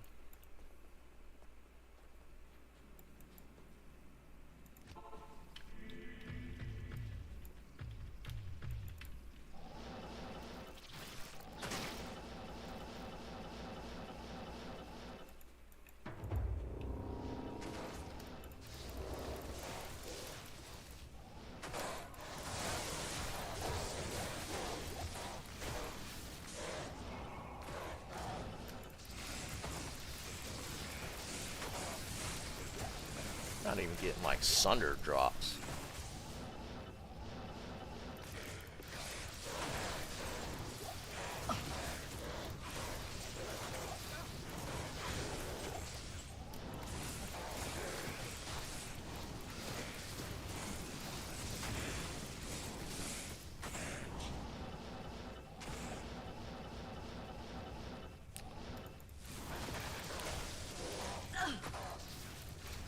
Oh, we're getting some of the good barbecue tonight.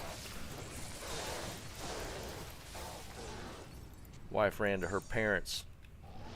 Just gonna swing by and pick us up some barbecue.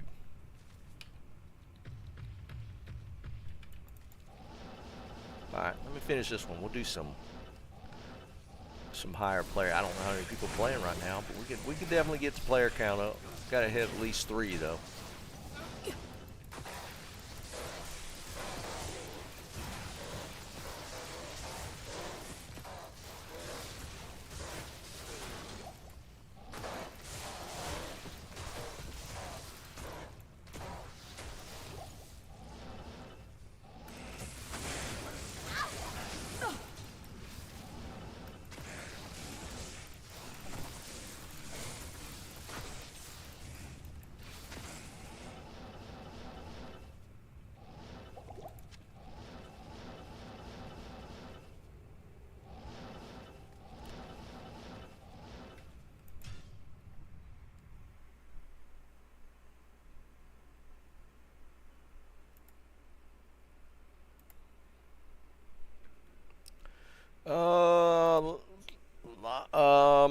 What level are you, Jerry?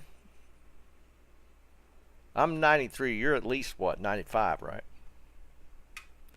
Gotta have 3 though.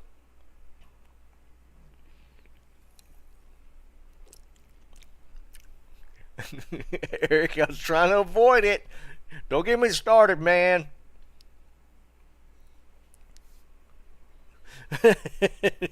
Can you do... Are you running Tau with a barb? Or you just want to follow along and hork?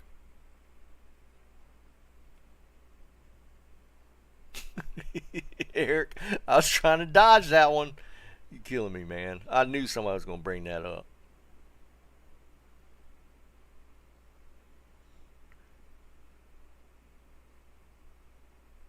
Alright, well, that actually works out perfect since I'm rocking lightning and not like blizzard or something. We just need to shut up. Alright, we're gonna start with win. Let's do 2. Password 1.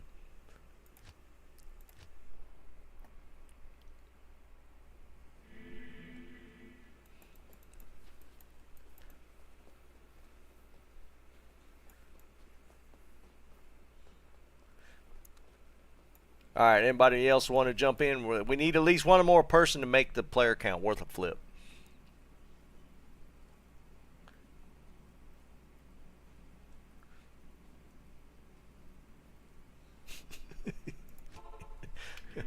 I'm trying so hard not to respond anymore.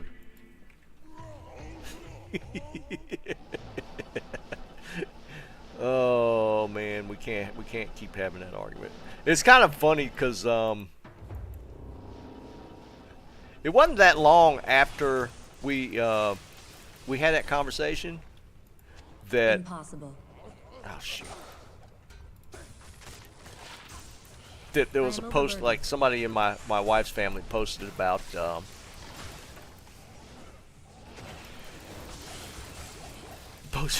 barbecue, and it was like it was literally he wanted to start a fight because it was like, you know, something about Eastern Carolina barbecue, the only barbecue, and aimed it at the Texans. Oh no, it was a map of the U.S. and it showed something along the lines. It showed like a color chart of where the good barbecue is or something, and it literally only had a little spot over over North Carolina. He was just trying to pick a fight, and it was like it was like right after we had that conversation.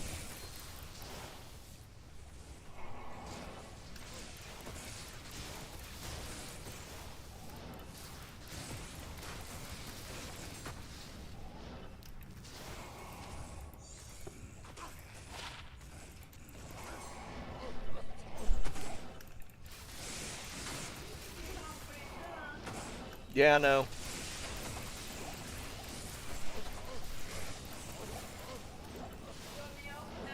No.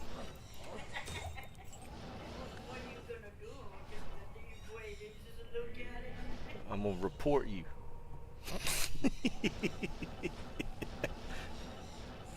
Say hi to everybody. Oh, you got a picture too? Uh-huh. Hi, everybody.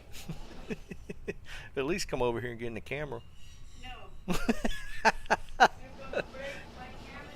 I'm gonna break the camera. Yeah, yeah.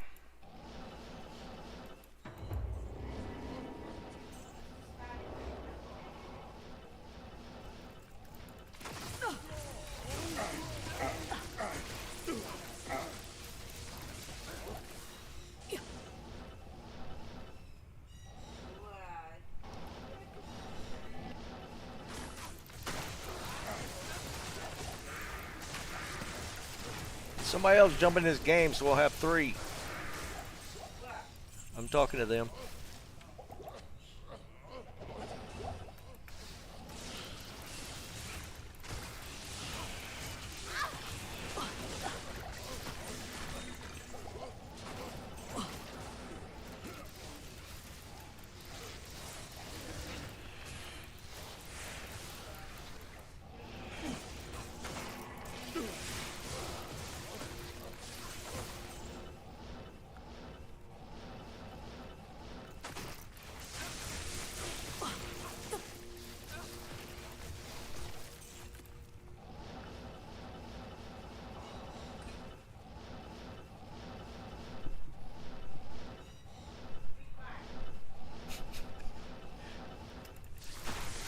Hey, shut the door.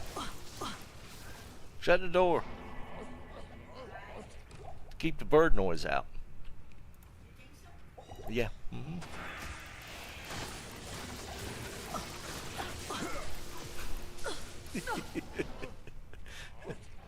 Oh. I need a key. Oh, crap. Hope you got a key, man.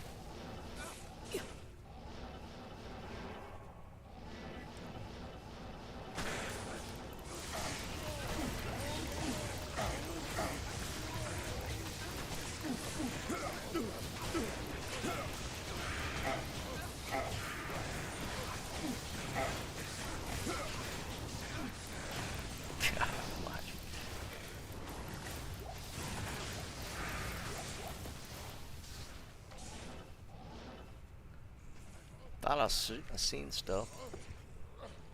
Yeah, good luck corking or finding something in all this mess. I can't carry anymore.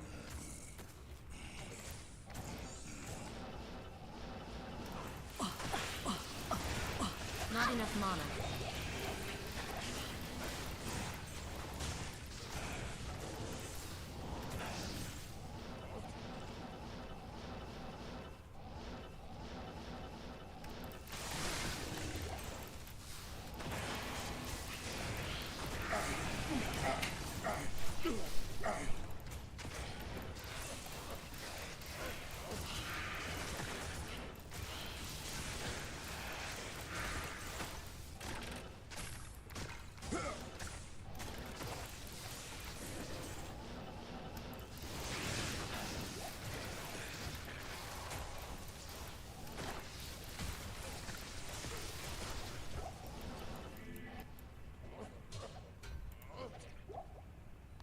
Ooh, that's actually really good.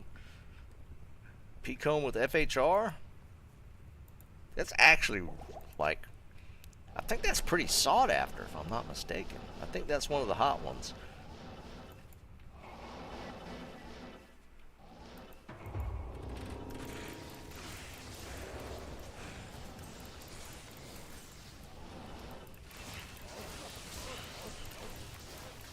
Well, I guess at this point it's all kind of relative, right?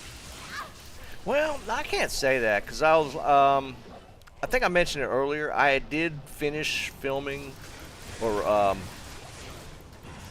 filmed everything that I needed for the JSP video and tradery stuff, trading video. I just need to do some editing. Hopefully, have it out tomorrow. But I figured the trading would have fallen off, but there's still a lot of people on the ladder trade forums still going at it. So I was kind of surprised.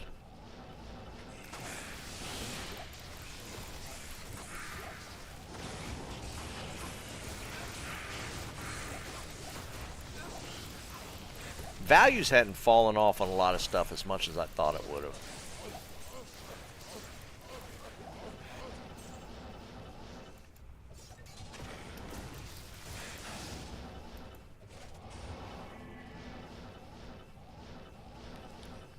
I figured, especially on the ladder forms, I figured it would have fallen off pretty hard at this point.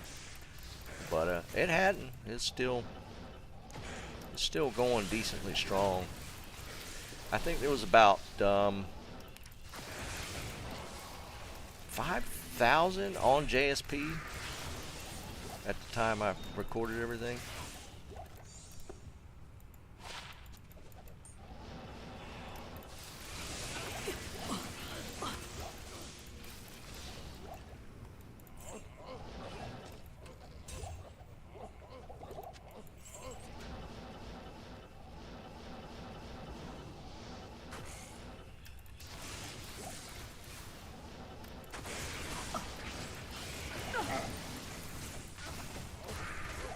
I can't even ID that Grand, Jerry. My inventory's too full.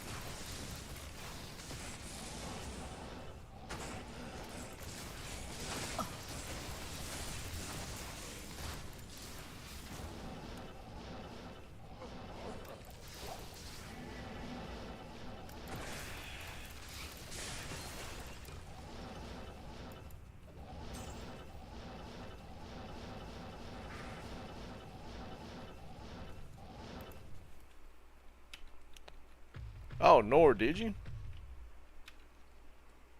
19 million what, Tommy? For 99? Where did? All right, you gotta give me deets, man. Where'd the Griffin drop? What'd it roll?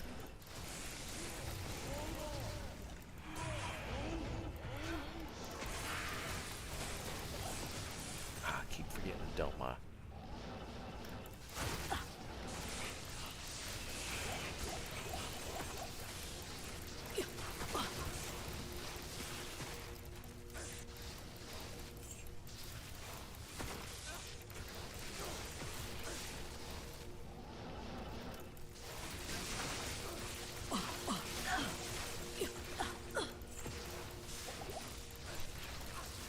Nice, Tommy.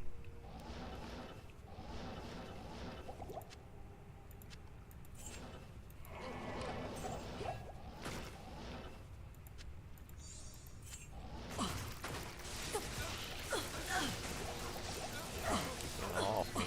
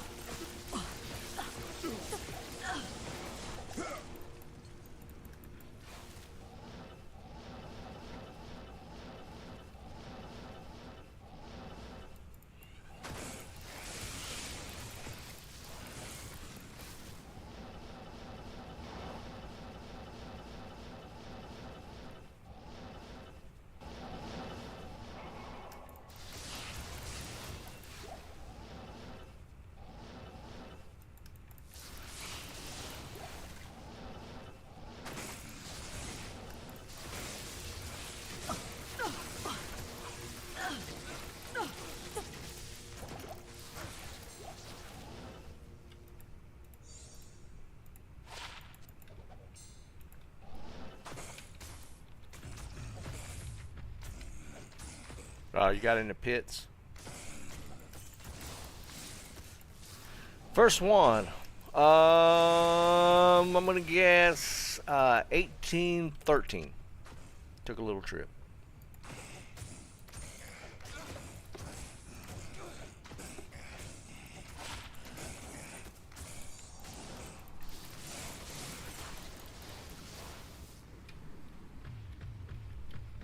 Was it a tear zone pits or just a regular, just running regular pits?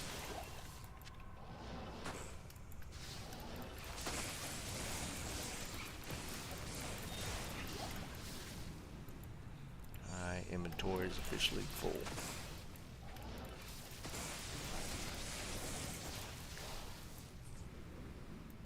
Alright, doing Duriel.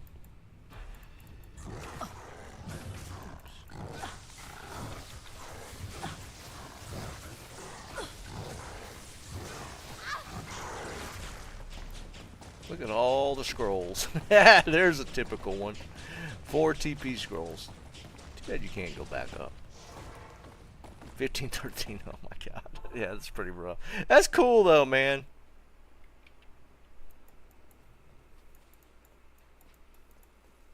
Blessings to you.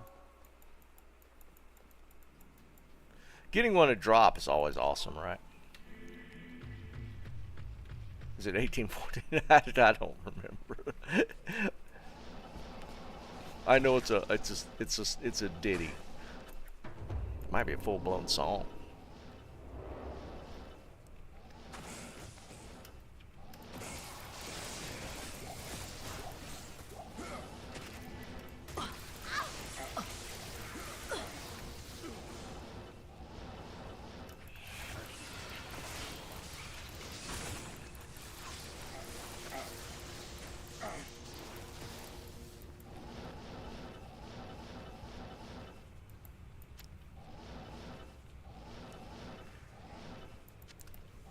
That was another thing my dad collected. He had so many old country albums.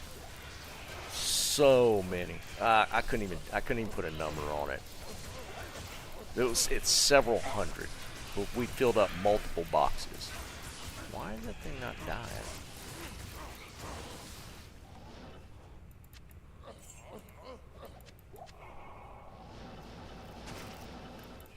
Not enough mana.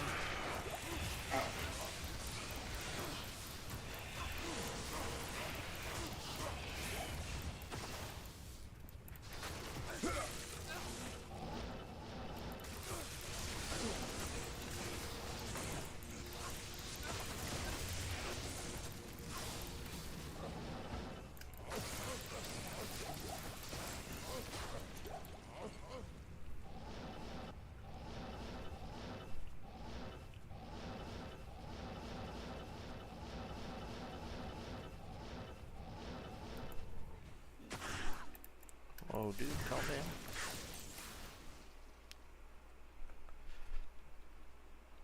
down. $15, $14. I mean, it's a griffin, right?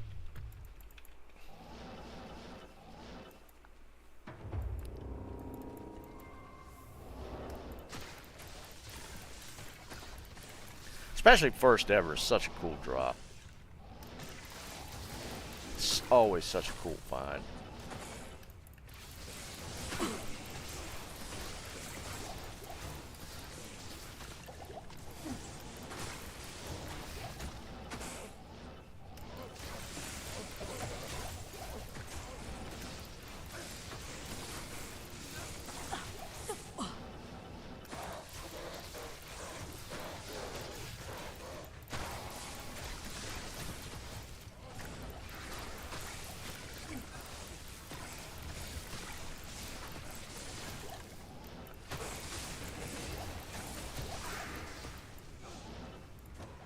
That's one thing with spinning up like PoE and trying PoE out, is the lack of, I know what's a cool drop in D2. I don't know what's a cool drop in PoE. I mean, obviously you have to play it and learn it, but that part, especially early on when you're just getting started and you potentially get like a great drop, but you don't even know it's one. it takes some of that excitement out. Alright.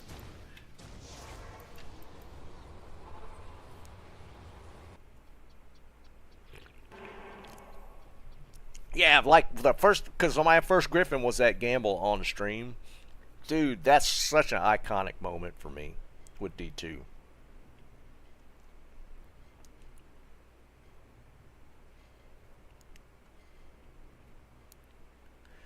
Destiny 2? No, I don't know that much about Destiny 2 or Destiny in general, the franchise, because it's like it's a PvE shooter. Is that correct? I don't know anything about this. I kind of remember the initial game drop of Destiny. I had some friends that were playing it, but I never really looked at it for some reason. I don't know what it was. I had some buddies playing it, but I never got into it. It might have been at the time I was playing something else.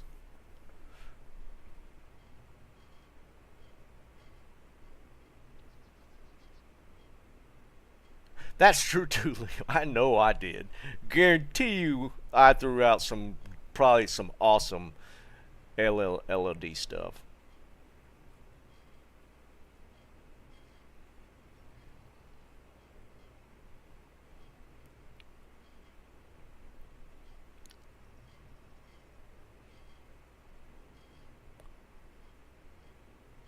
No, I hear you, Dennis. I appreciate that, buddy.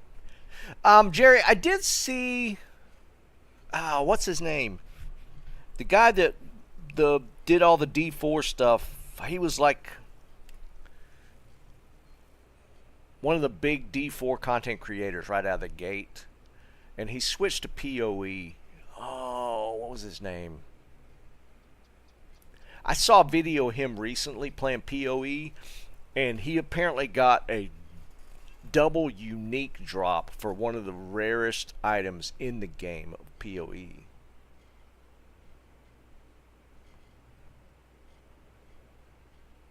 What was...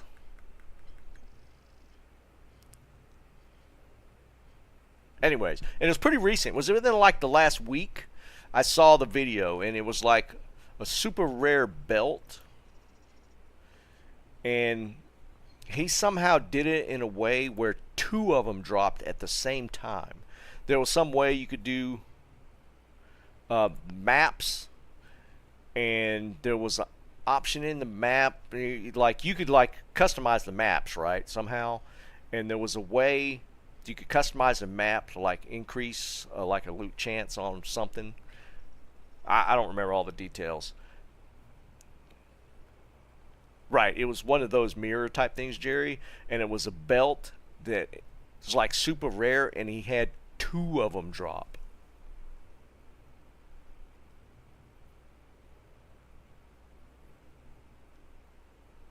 It was something like that, Jeb, because it was... I was trying to remember the guy's name. He was one of the big content guys for D4.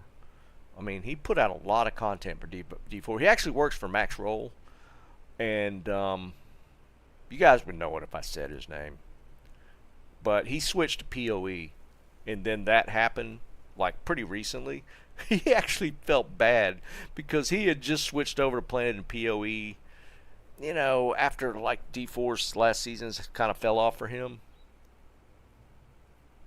Oh, it was a belt. It was like a leather belt though. Racks. It was racks. Yeah. And he actually felt bad about it because he hadn't been playing that long, and he gets this double drop on this. It's like two Tyrell's mites dropping at the same time, kind of rarity. Hold on, I guess I'll find the video.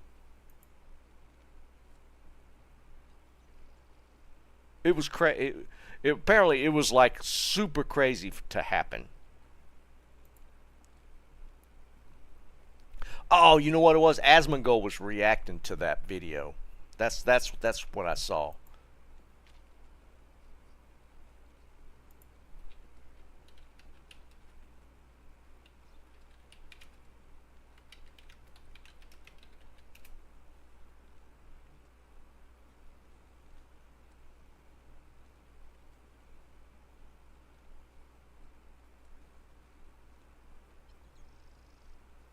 This is a while back. I don't remember if I don't know if I'll be able to find it. It's out there, but I saw it from Asmongold reacting to it.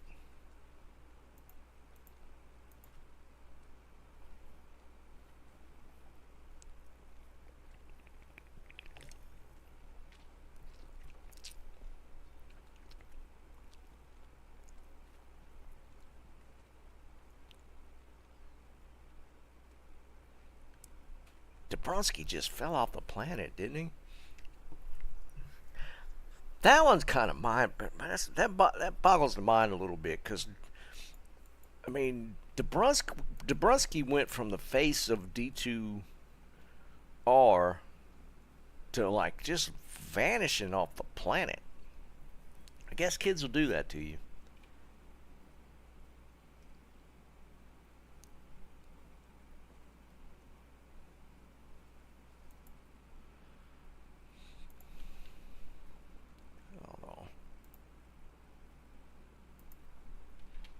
Asmongold reacts to racks.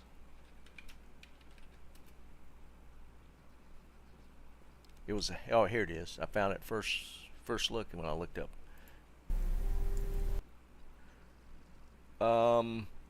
What's the belt?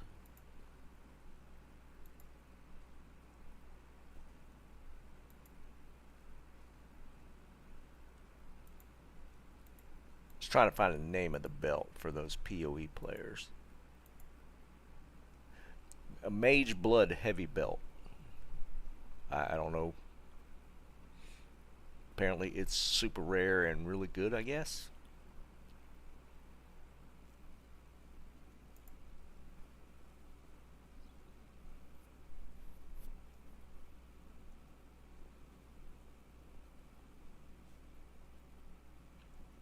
Yeah, okay, Jerry saw it before I did.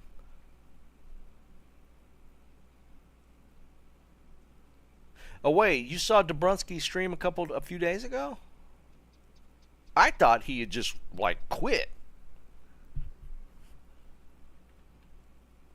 Yeah, me neither, Liam.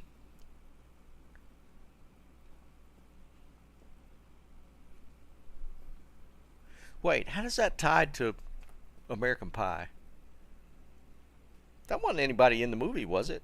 There wasn't a Dobrunsky or anything similar to that, was there? 5:08 Eastern. Now, Dobrunsky did put a lot of stock on moving his content to D4. He streamed some FPS shooter game? What is happening?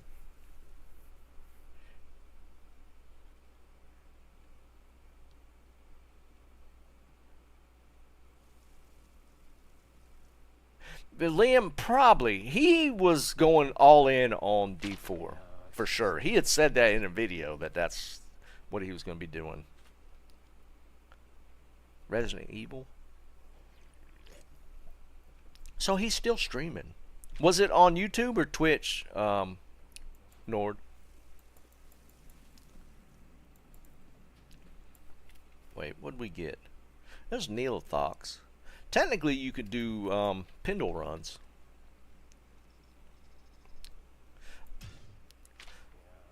Let's do a bounty. We're gonna do a quick bounty.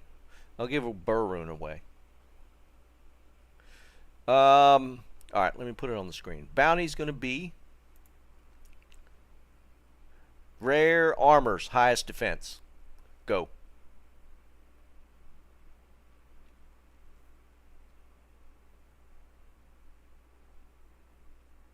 He could have been dual streaming, that's true. That's that. High rune. Alright, current bounties.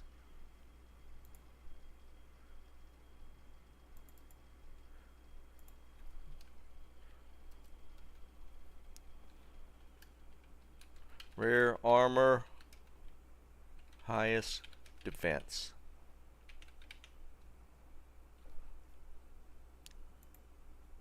Go, go. Alright, I'm going to go in to win one, and we're going to just ID. Let me make...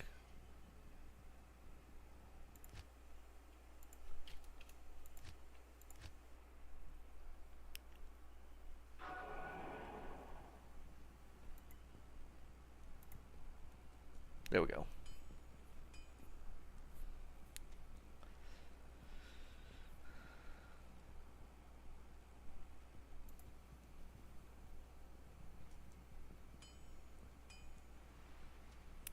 Hey, Dobrunsky, I never really watched much of his streaming. I did watch a fair... When I got back into D2R, I did watch a lot of his just YouTube content. I mean, I always liked him. His, what was the name of the streams? Were like 1,000, you know, chaos runs or whatever. I watched a lot of those, and he did do some decent build videos.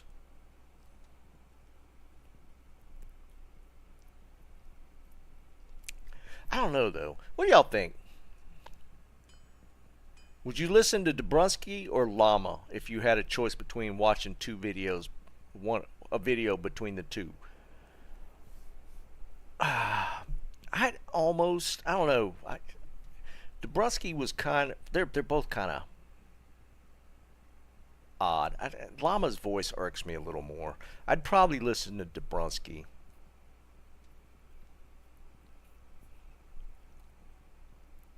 Yeah, Tommy, that's what I was just saying. The Llama's voice does that. He's got that little high annotation to his voice. It bugs me a little bit. I mean, I think he's probably a really nice guy. I mean, he knows his stuff. Between the two, I'd probably listen to Dobrunsky more.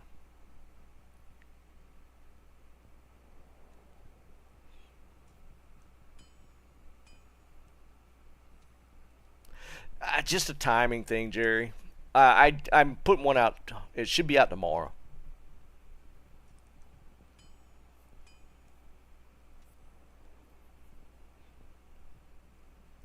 I'm gonna stick to my schedule. So I filmed everything I needed. I'm in edit mode right now for the video.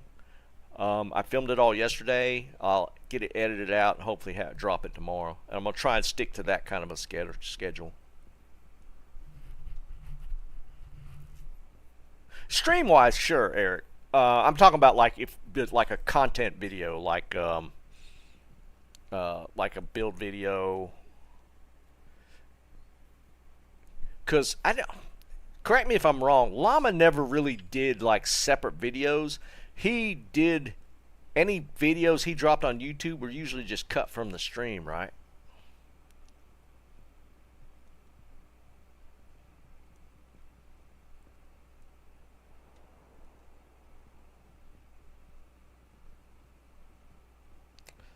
I think goal is Mals, isn't it? 2 Mals? No, 2 is. 2 is.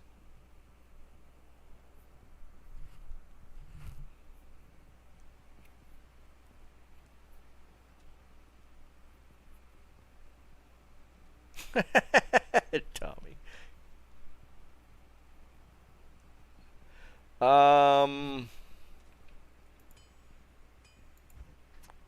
Let's see. Then it's like Maoist. So it's gonna be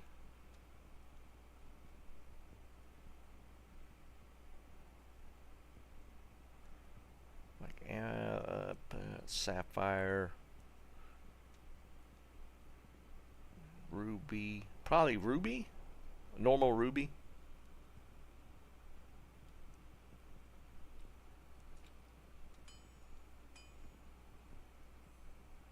I don't remember any of his older stuff not being from his videos, but I didn't watch a ton of his stuff. It's not Ruby. If it's after Ruby, it's going to be Emerald. Emerald's the next one. Oh, it's before that?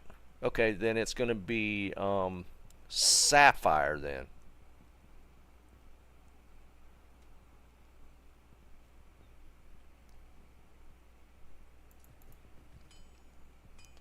Bring me your armors.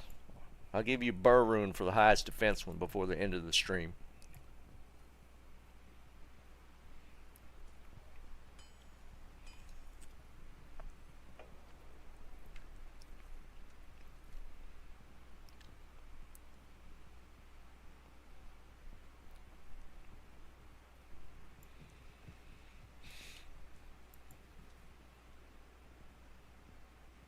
I should probably get... Yeah. We'll do this.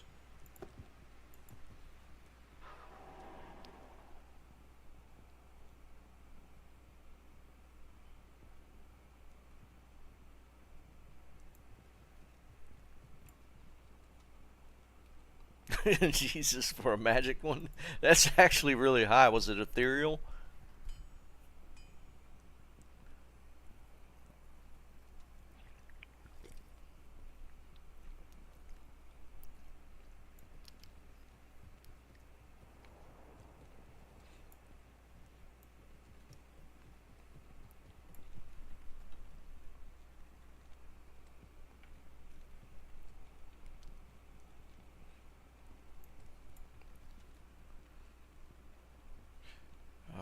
Is that...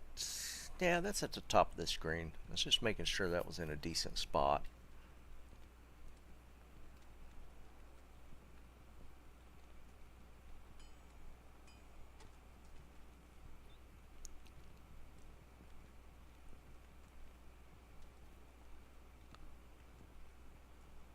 No, it's got to be un-ID'd, so yeah, you can't gamble it.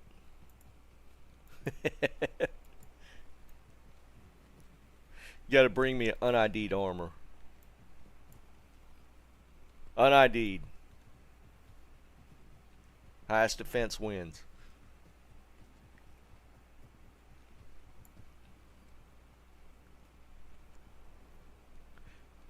ID, yeah, that'd be too easy. You just gamble them.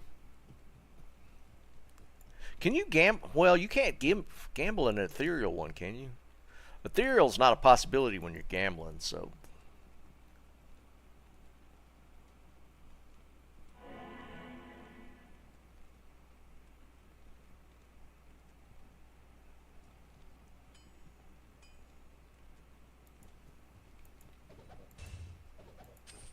Damn, 2 already. This is Joe, right? 702. I rolled 2 socket.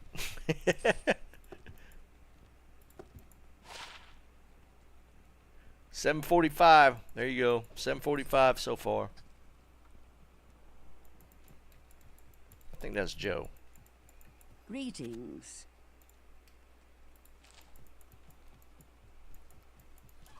All right, Joe jumps out. 745. Let's actually, I need to put this on the screen without it taking up a lot of space. Need to get it over to the side. Where should we put this? We could put it down here. Does that look weird? I'm gonna put the names in there. No, that's where my chat window is. Oops. Stop grabbing that. Put it over here. I don't know if I can justify the names though. We'll see if that works.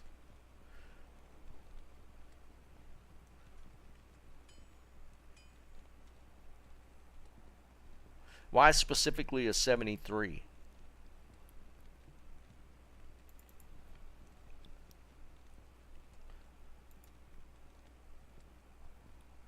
Font. I don't care about font. Let's see. Joe 745. Oh, let me see if there's a gradient, opacity, alignment left. Okay, so we can switch that. Perfect. Cool.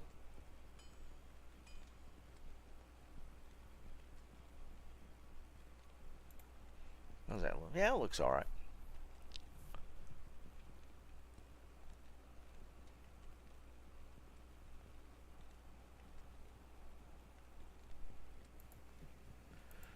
Because I got a cold Sunder, but it's 71.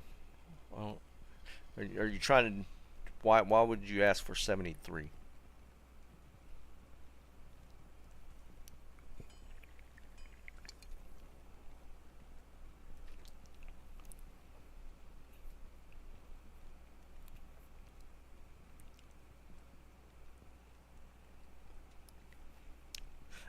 F Head Striker... I think people used to look for those for the Frenzy Barb Merc. I found one and upped it to a Conquest Sword. Eventually I replaced it with Griefs, of course, but...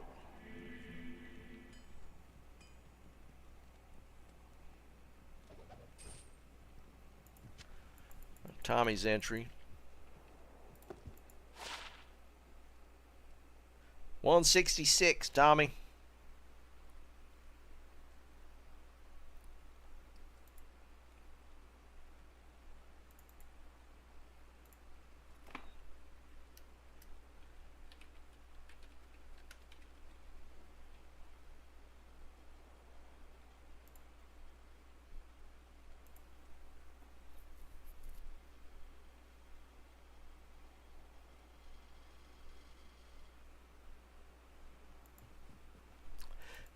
Yeah, they patched that out quick enough.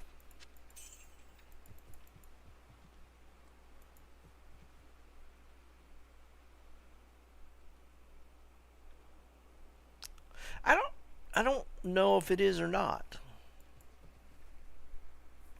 Or are you talking about the jewel? You must be talking about the jewel. Rare jewels get like really odd stats. I want to say you can only roll like max 30 ED. I know for the LLD jewels, people try and get like the max strength dex stats or min max damage stat.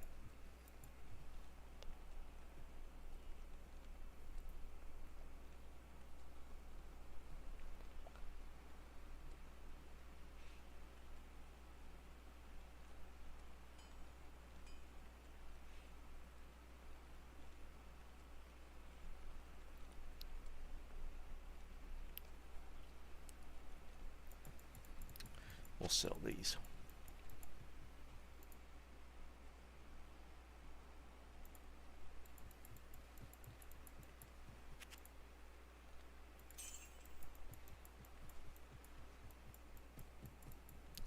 I want to say the damage on the Eth Head Striker was decent with it upped, like the Conquest Sword. I think I still have that thing on non-ladder.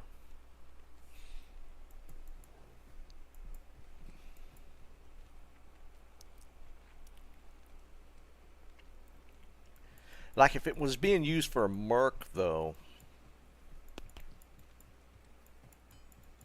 what would you really, would you just put like a, you wouldn't need like IAS.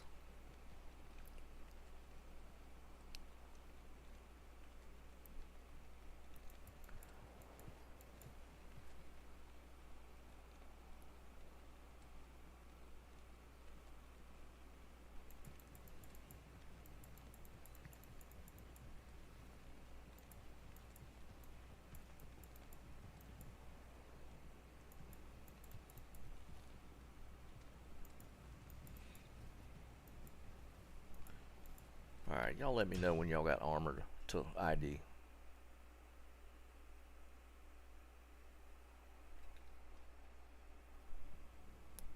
Go kill Pendle a little bit.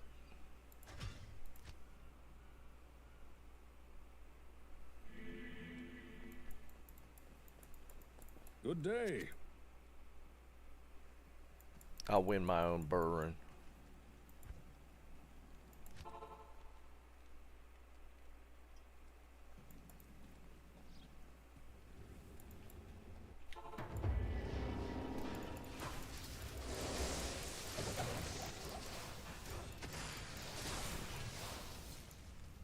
I am overburdened.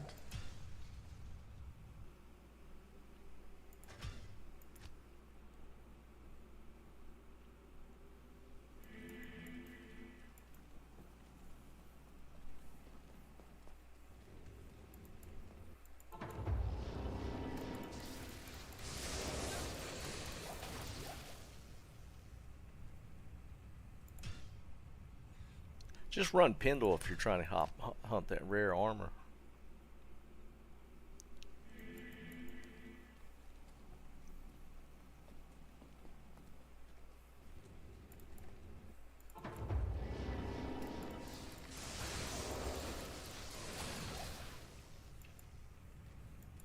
Ah, it's still full of junk.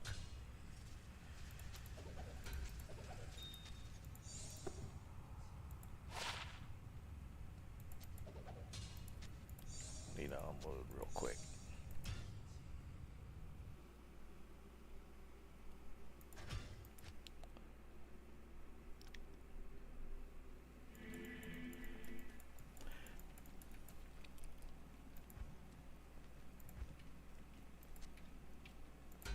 I don't know why I'm hanging on to that. Just drop it into a newbie game.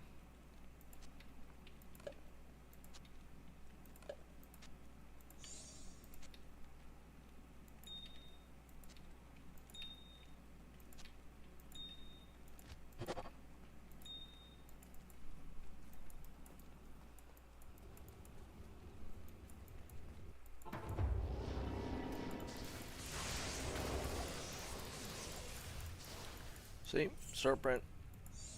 What kind of armor we get? That's low.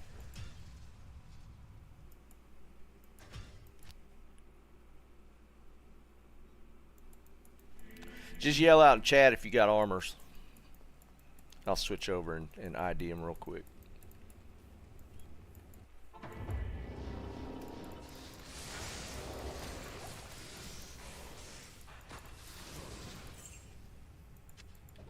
Was it only during that time that the bug was in place that people were looking for them head strikers?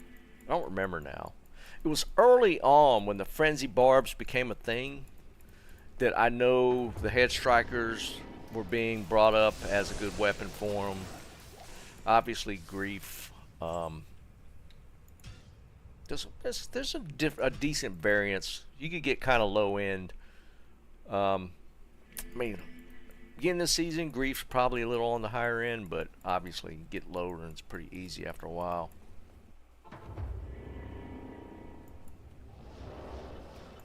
Yeah, I kind of remember it that way as well, Liam. It was like early on when they were talking about when they introduced the or added the the Merc.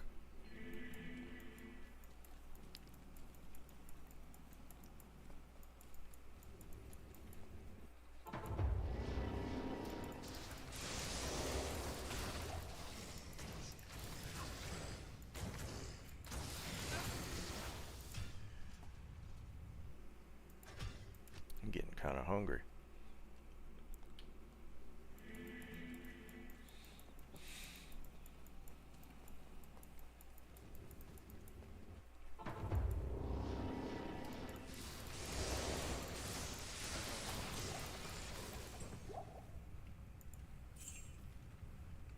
Do you guys ever look at the rare bows?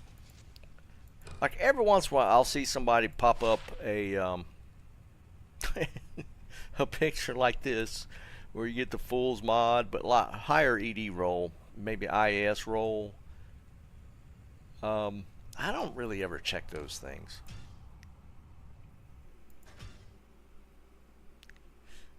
Mexican stew. I don't know what that would be. Now, speaking of that, my daughter-in-law sent home. My wife went to visit them the other day, and she sent home some. What was it? It was like a Mexican-based soup. I can't carry like anymore. What'd she call it? I'm trying to remember what she called it. It was good.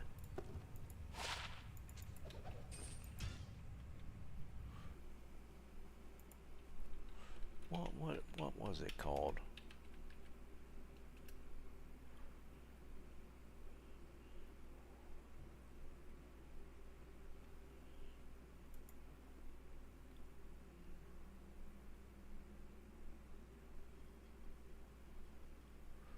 No, it wasn't that one. Oh wow, I didn't know Mexicans had a meatball soup. That actually looks really good.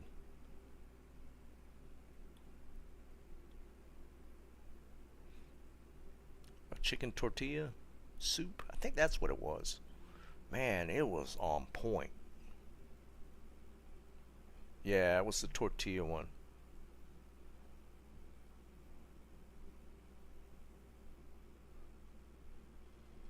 Man, I was all about that one. Just thinking about it made me hungry. It was the chicken tortilla one.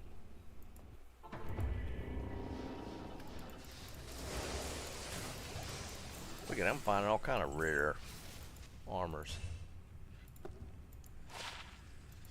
Not beating the one Joe found.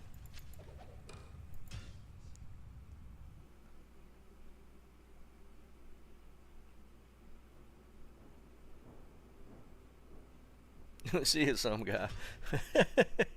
Dude, I swear you said something about a breakfast dinner last week. Sounds like a regular event. Not that I would be complaining. I would do it.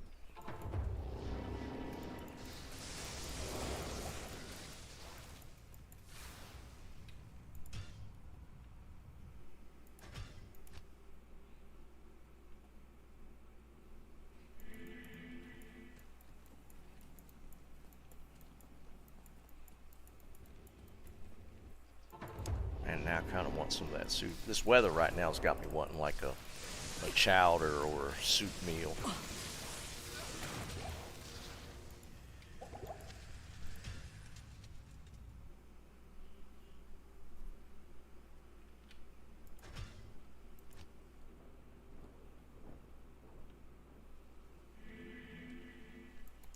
Nah, I'm definitely not making fun of it or anything. I'd be all about it.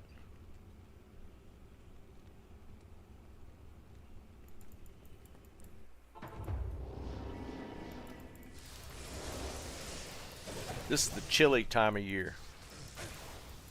My wife has a good chili recipe. Man, I'd be all about that too.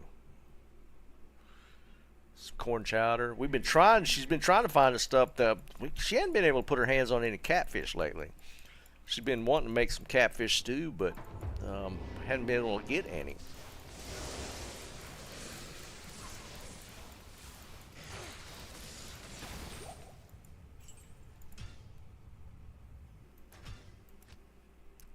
Any foods like that, chowder, stew, man, wintertime, I'm all about it.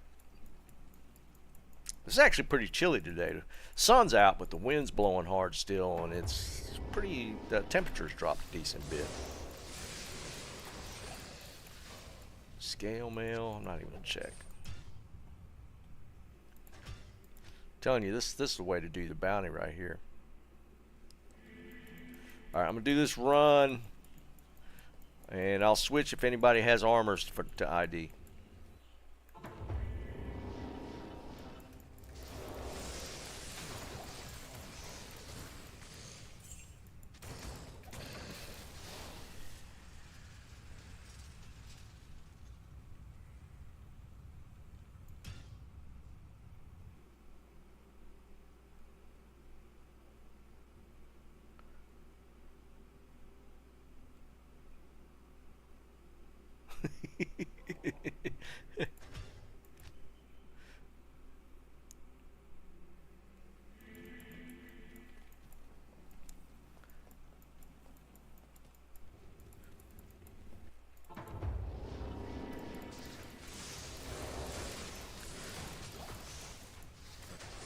Neolithoc's actually kind of a fun one to hork.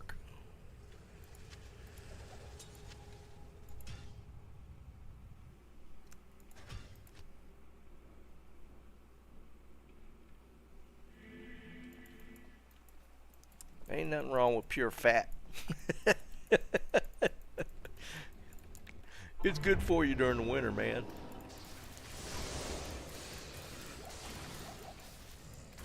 Now I was watching some video. It might even been like Rogan was interviewing some guy talking about like these survival competitions, especially in the winter, how important the animal fat is. Like you could have as much meat as you could find, but if you don't have a good proportion of fat to the meat, you will still starve to death.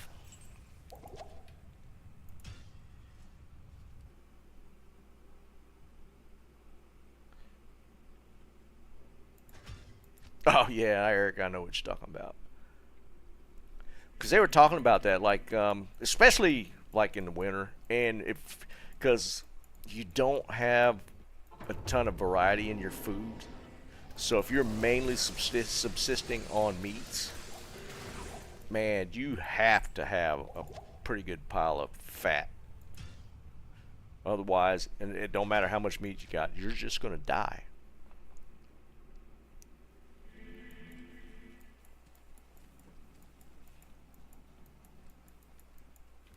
Because the dude he was interviewing was talking about he killed something. It might even been like a moose or something. He had gotten like a big kill. And I don't think it was for a show. I think he was just doing a survival thing. And he said this wolverine came in and stole like a whole bucket of fat that he had set aside.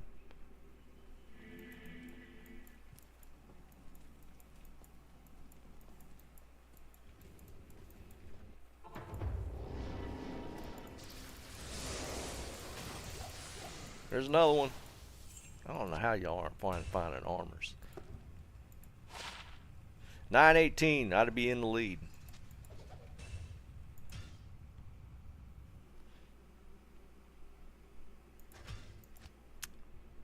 Yeah, but if you're truly doing survival, getting weak gets you dead.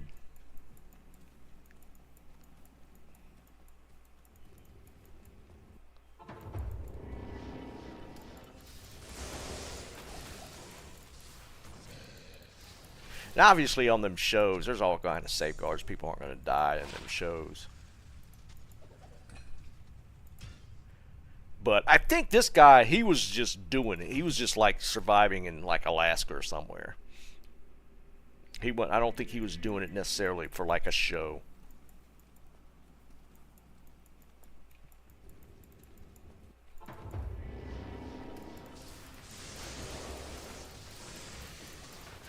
Because Rogan gets all those wilderness dudes on his show or his podcast.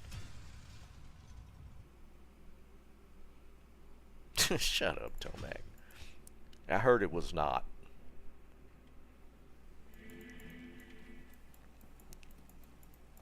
Weird conversation, but I heard it actually is kind of sweet.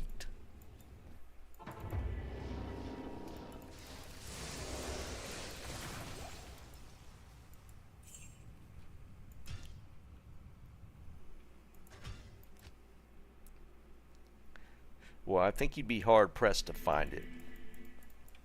Well, legally.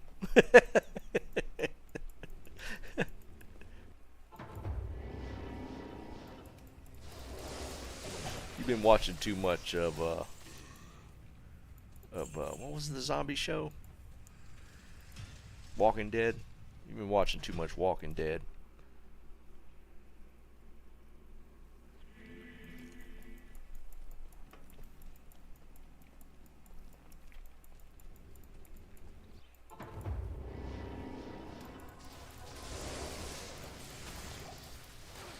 Anybody got any armors?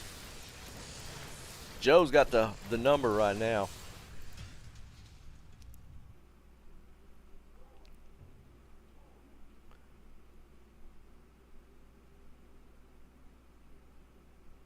Bobbio, I don't necessarily think it's that as much as an animal, once it, you hear that, it's like once it tastes human flesh, but I think it's just because, like in India, for instance, like tigers would hunt humans. I think it just became because it was so easy to catch and kill a human versus like running down a deer, antelope, or whatever. I think it was more like that.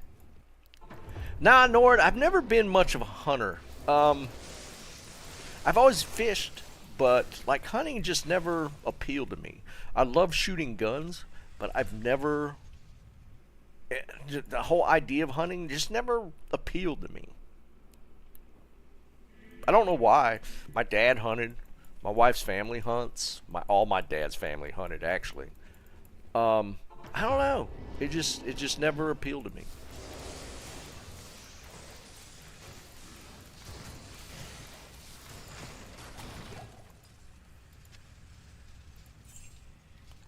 White lacquered plate.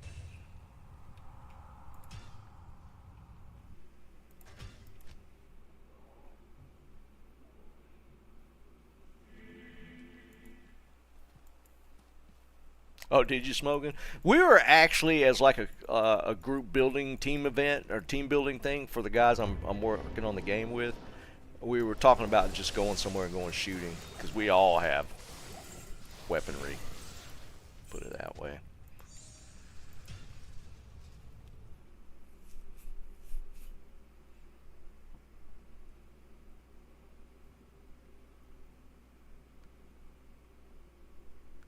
Yeah, Tomac, I wouldn't put that out there too much.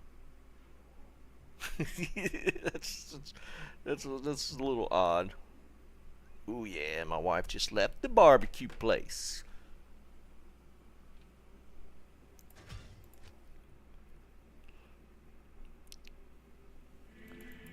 Tomac gonna get swatted now.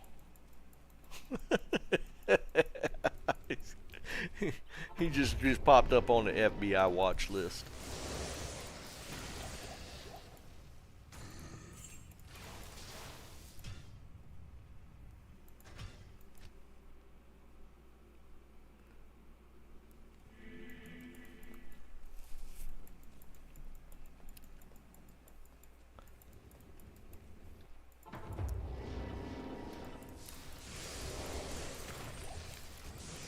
I still have my dad's AR. It's never even been fired. He had bought it right before he started having issues, but he never ever actually fired it. Nah, Nord, I haven't. I personally, I don't know of anybody that has one. Otherwise, I'd for sure try it.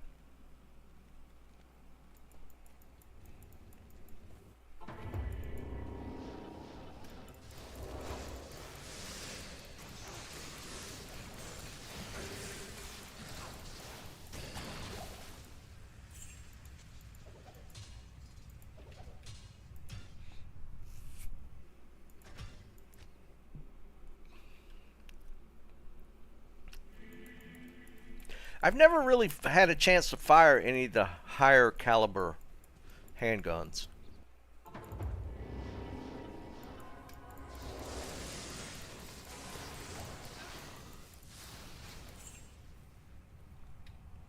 I mean, most of the highest I've fired is like a 40 cal. My son has a 40 cal Glock. Yeah, Nord, it supposedly does hit you pretty hard. I think kick wise though, I don't know. Somebody might know if they fired them. I've heard just the 44 cal revolver probably has a more punch to it. Not 100% on that. I've not fired either one.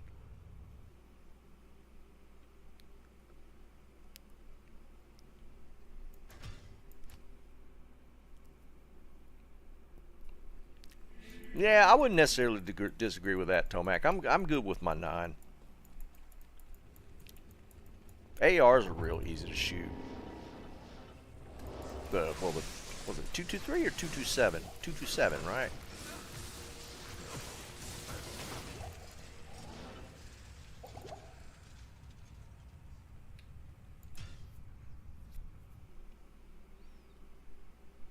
.223, yeah.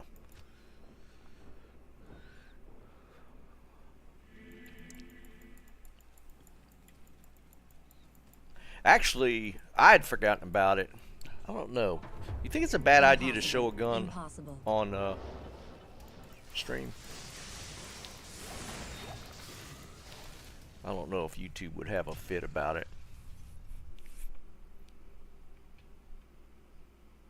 Yeah, my dad always wanted a 45.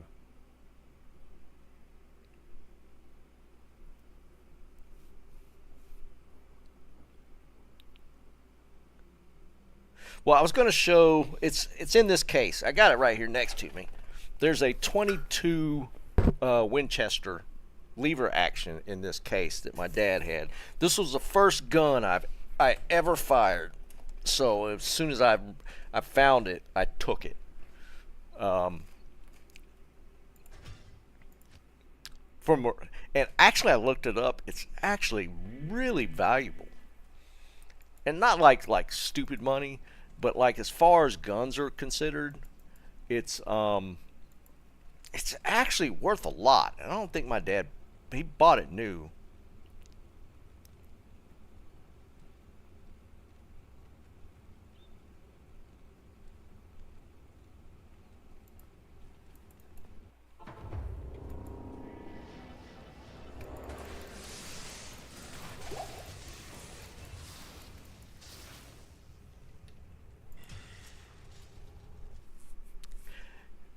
Yeah, Jerry, they don't get, well, I guess it doesn't matter. I don't get much money off of streams. I'm gonna show you all this. I don't care.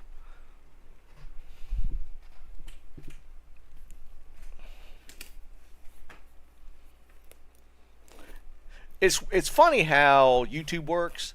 Usually if you do stuff at the beginning of a stream or video is when you're more likely to be like demonetized. And as time goes by, they don't pay attention to it as much. It's not loaded. All right, let's see if we can see this. All right, let me go here. All right, it's kind of a cool gun. It's nothing fancy. It's a 22, but it's a Winchester lever action. So I looked this up.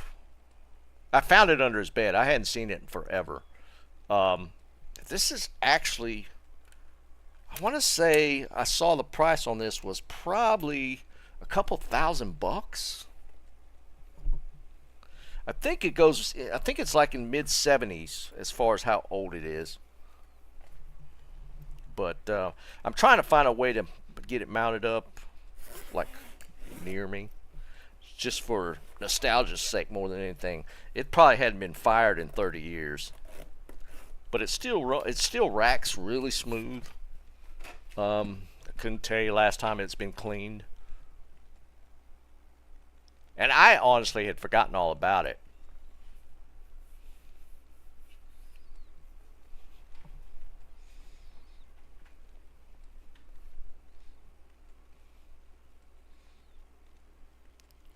Oh, I remember that video, Eric. He was talking smack with somebody.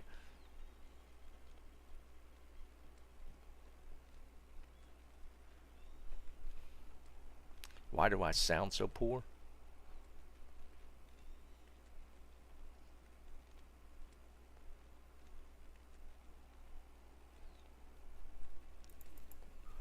And it's accurate. I've seen some of his stuff, Jerry. I mean, not on a regular basis, but I've seen a lot of his stuff.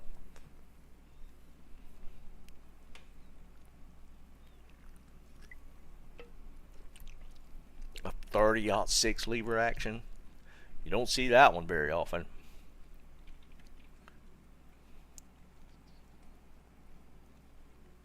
Oh yeah, for sure. I mean, I'm by no means a gunhead where I got like a wall of weaponry, but I mean, I got a decent amount of stuff. Put it that way. My wife likes to shoot too. She's actually a really good shot with a pistol. Not so much. She's actually better with a pistol than a rifle. She cross sights with a rifle. I don't know if, like, if you're shooting right-handed, you're supposed to sight right with your right eye. She slides over and sights with her left eye with a rifle.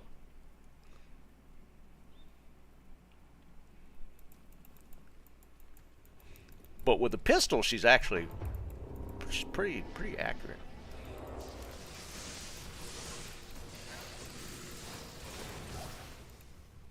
She told, and I told her, well, you could probably find one. She prefers, well, this was a while back when we were talking about handguns. She wanted a 357 to keep in her purse. I was like, because she fired her brother. Her brother has a 357, and she fired it, and she really liked it. It's like that's a bit much to be carrying around.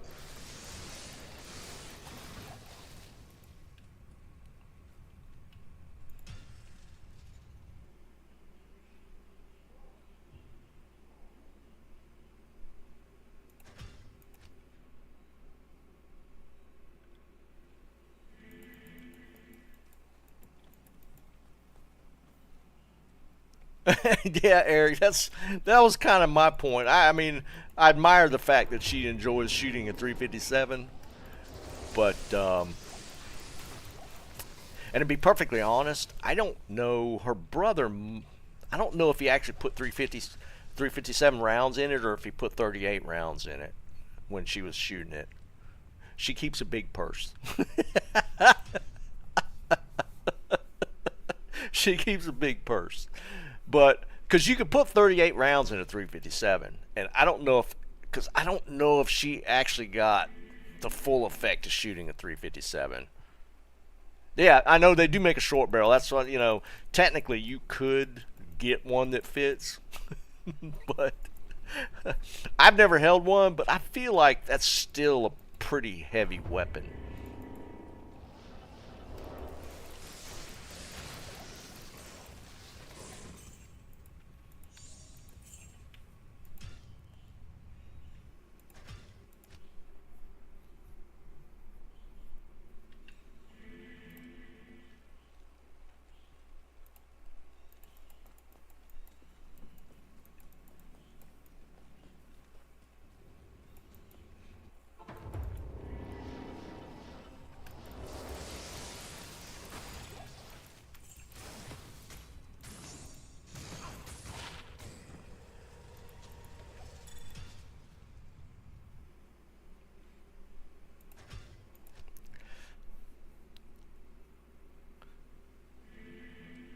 Yeah, Jerry.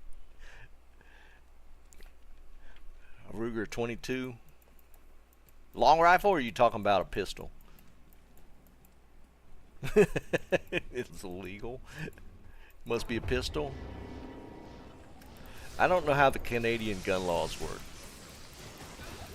I know they were cracking down on it there for a while, so I don't know. Hell, any pistol might be illegal now.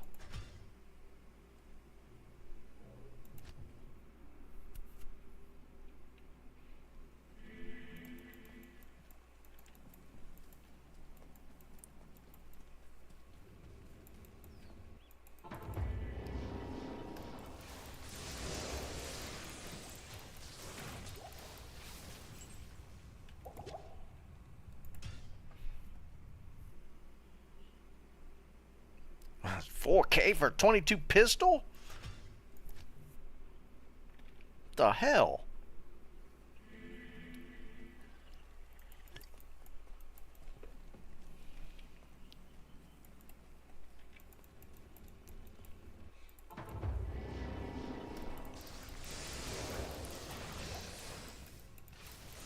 There's an embossed. I would have won this rare armor. Alright. 717. That's almost as high as the one Joe got. Alright, I'm going into the lobby. I'm going into win one. If you got any armors, I'm going to sit here for a little bit.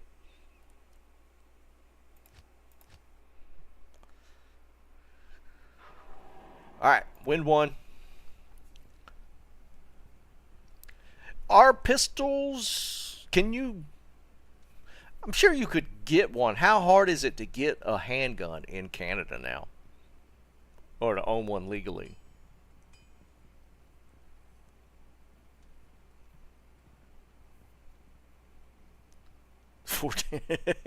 I've seen those areas. It's so crazy.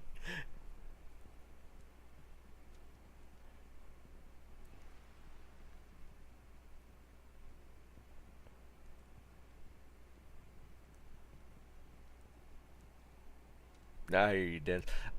They were working on that here in North Carolina. I don't know what the state of things are here.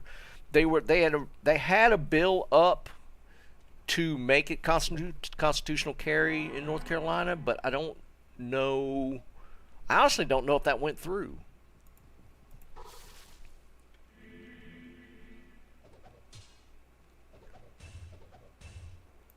All right, we'll do the shark. All right, this is Jerry. 385. At this point, we're just looking to see if anybody beats 745. Who dropped the trellis? Is that you, dog? 411.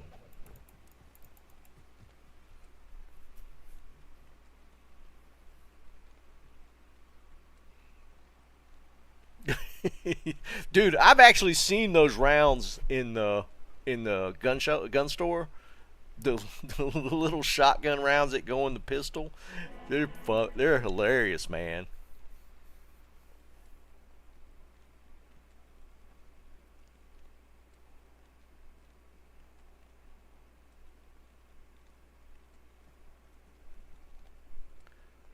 Alright, there's a Joe.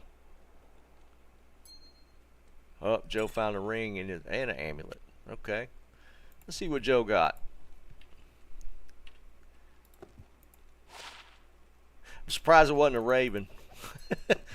I think it's going to be a Noke, man.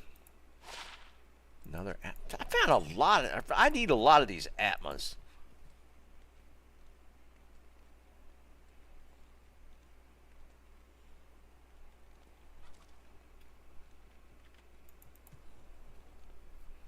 Not quite, dog. Not quite there, man.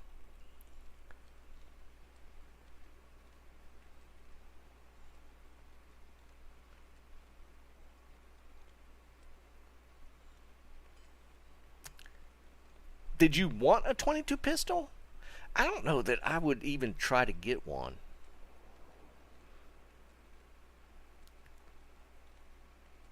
I can be honest, man. I don't think I'd start at 9mm and go up as far as caliber. Dog, I'm not collecting them right now. If you could hold them, that'd be cool.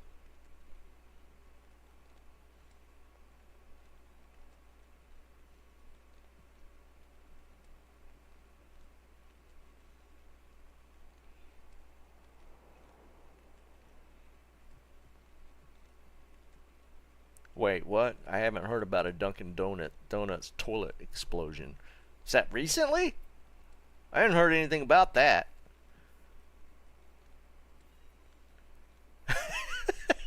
Dennis.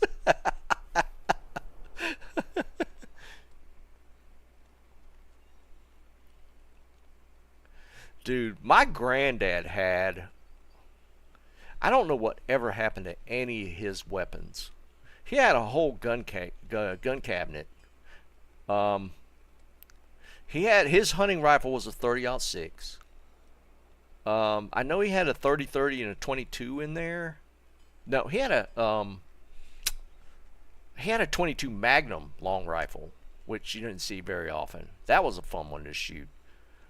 But he had two side-by-side double-barrel shotguns. He had two different ones, and one was short, and it wasn't sawed off. It was made that way, so it was a legal length. It was right at the cutoff length before it went illegal size. But he had two, like he had the Beverly Hillbillies grandma double barrel side by side, and then he had a short one. I don't know what ever happened to those. I'd have loved to have been able to put my hands on those.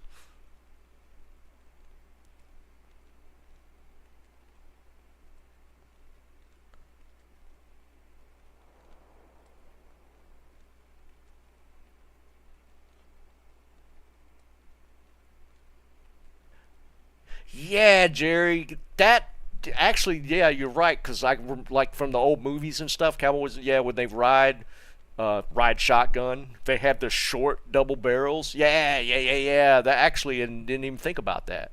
It was one of those. It was so cool looking. But then he had the big long one, like from like Beverly Hillbillies look. But then he had one of those shorters, yeah, like a carriage gun. I don't know who got those. My dad didn't get any of them. I think he was kind of mad about that. Because, I mean, they come from a big family. He had three sisters and three brothers. So seven in the family.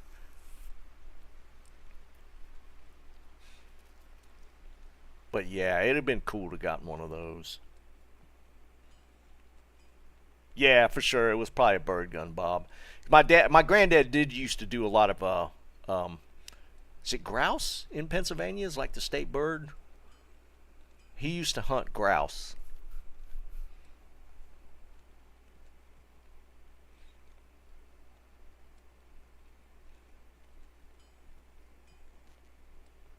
Oh, jeez, Bob. Well, you're in Illinois though. It's tough to own even like long rifles, isn't it? Or is it just like more of a Chicago area thing where they have a bunch of gun regulation? Maybe outside of Chicago, it's not as bad. Because you always hear about like the gun problems. They talk about how they go cross state lines to get weapons and stuff. But I don't know if that just applies to handguns or if it's across the board where they have a bunch of stuff with long rifles and stuff. Oh, let's get Joe. Joe, you still here? Jump in this game and I'll get you a burr rune. I don't know if I have it on. No, I got some here. Come get your burr rune.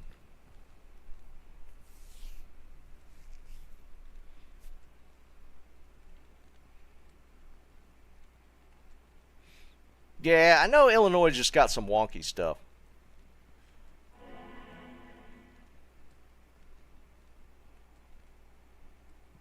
You need a jaw? I got jaws, don't I? Here you go, Joe.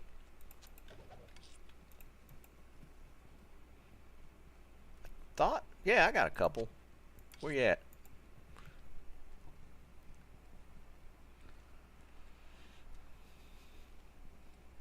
745 wanted. I thought somebody would at least break 1,000. Yeah, I'm about to log, Nord. Have a good one, buddy. This is Jerry, isn't it? Oh, wait, no, this is Joe. What you after, Joe? Did you not get the burn rune?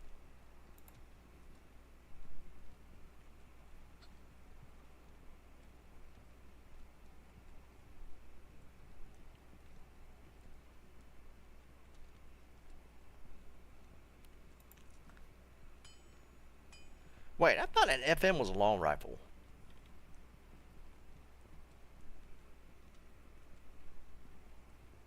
Oh, okay. You're good. You're good. I thought it was Jerry had jumped in.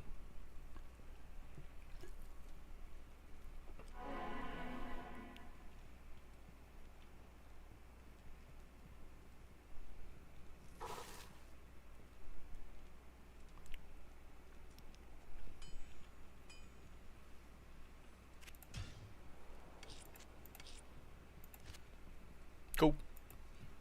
What you making, Jerry?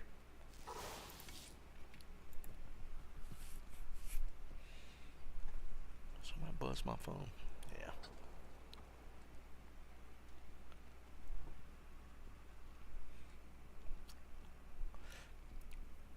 Oh, is that the gun that it was in the news a while back?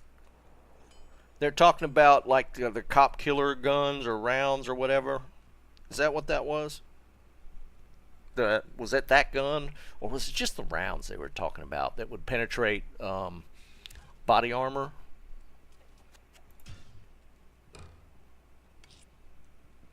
Oh wait, I don't have space. You were making a faith?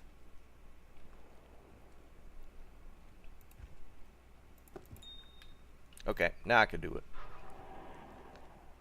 I know what a P90 is.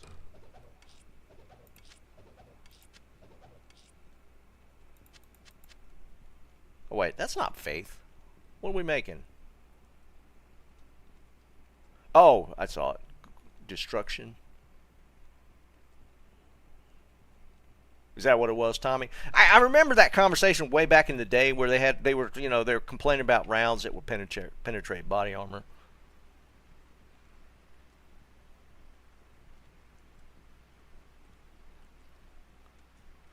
Hey, dog. Ask JW if y'all are gonna be playing tonight, or if y'all are gonna be on tonight. I might hit you guys up later. It'll be later for me, but it'll probably be like just in the evening for you guys. I was wanting to play some last night, and my son's he's working now. The guys I've been playing with, they kind of fed up with it, so they've kind of quit playing.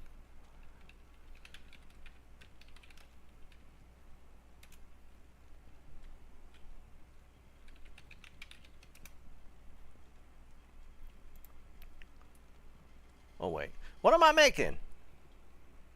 That's not the rune word for faith, is it? Maybe it is. For some reason, I thought faith had all high runes in it.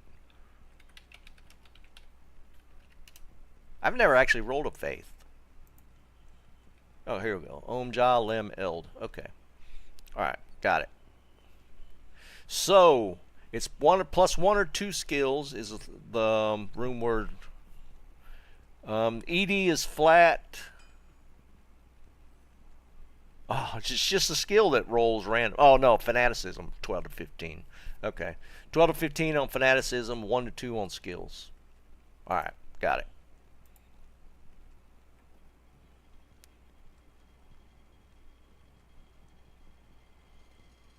About 8, so it'd be 11. Okay, cool. Yeah, I'll hit you guys up.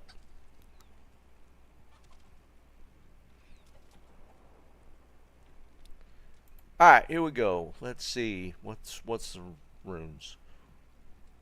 Not that. It's gonna be Om Ja Lem Eld. Om Ja Lem Eld. Om Ja Lem Eld. 14. Oh, it rolled plus 1. That's probably the more important one, isn't it? It rolled a good fanaticism roll. Ah, okay. There you go, man. 14 out of potential 15 high on the fanaticism. That's not bad.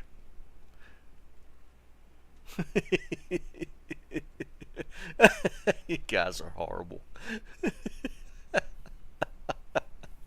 You guys are brutal. I know well, I mean, does a +1 make that much difference?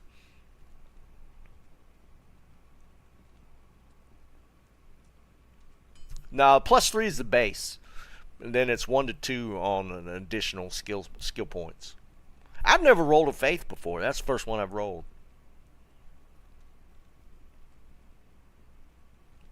And what I say, 12 to 15 on the fanaticism aura. It's not horrible. I mean, yeah, I would think the +2 is kind of super important. Google destruction.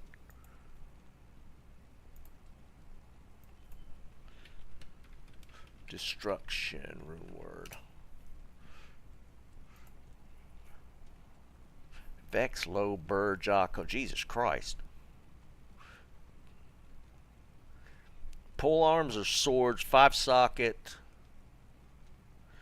350 ED flat.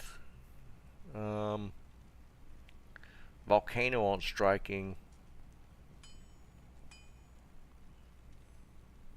Molten boulder on striking. The die procs I never care. Nova on attack. Dude, that'd probably be fun to play around with. It's pretty expensive, but it got stuff to make it.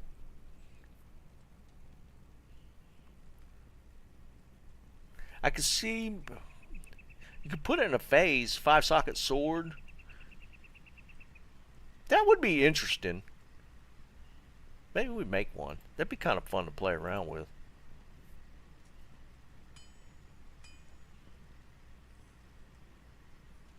Lagfest. Hold on. I'll put it up on screen. It's 23% chance for volcano on strike. It's only level 12 volcano. Oops. 5% cast 23 molten boulder on striking. That's 5% low. The 100% on die, don't care about that. 15% chance to cast 22 nova on attack. So it doesn't even have to hit. I was trying to think the best way to amplify whirlwind. How would that work with whirlwind? Like the on attack effect.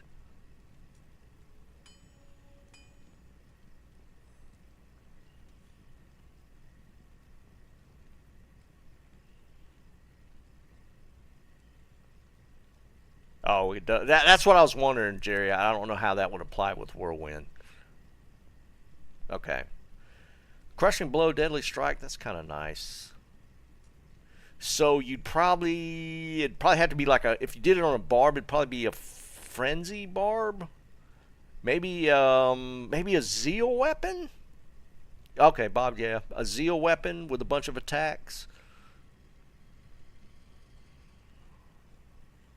Yeah, that's so pricey. Vex, low, bird, jaw. that's insane.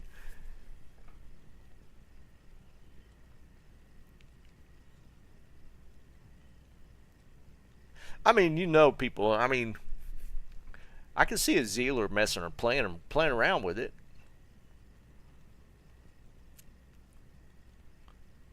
Crushing blow. Should make one and put it on a Zealer. Now, how would that work if you're using smite? You can't proc that with smite, right? Because you're bashing with your shield. Would that proc any sword? Oh, Yeah, Liam, that one's kind of dumb. Yeah, the level 12 volcano wouldn't do anything. The 23 molten boulder might do a little bit, but it's only 5%. 15% chance for Nova would do a little bit. Yeah, it'd just be flash. It wouldn't actually do any damage.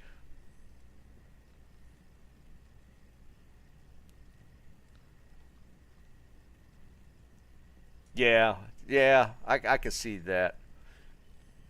Ah, that's so expensive.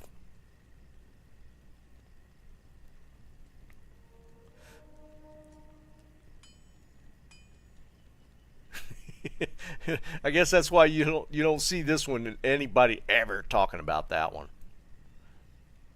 Kind of garbo. Using death. Yeah, probably so. You at least see that a little bit. Alright, boys, I'm going to jump off. I'm hungry.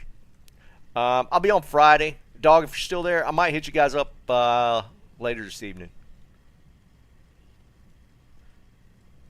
But we'll call it here. I'm going to go grab some food. I will catch you guys later. Like I said, I should have a video out tomorrow. I should get it edited tonight or sometime in the morning, and then drop video. And we're going to try and shoot for that every week now. All right, guys. I will catch you folks later. Peace.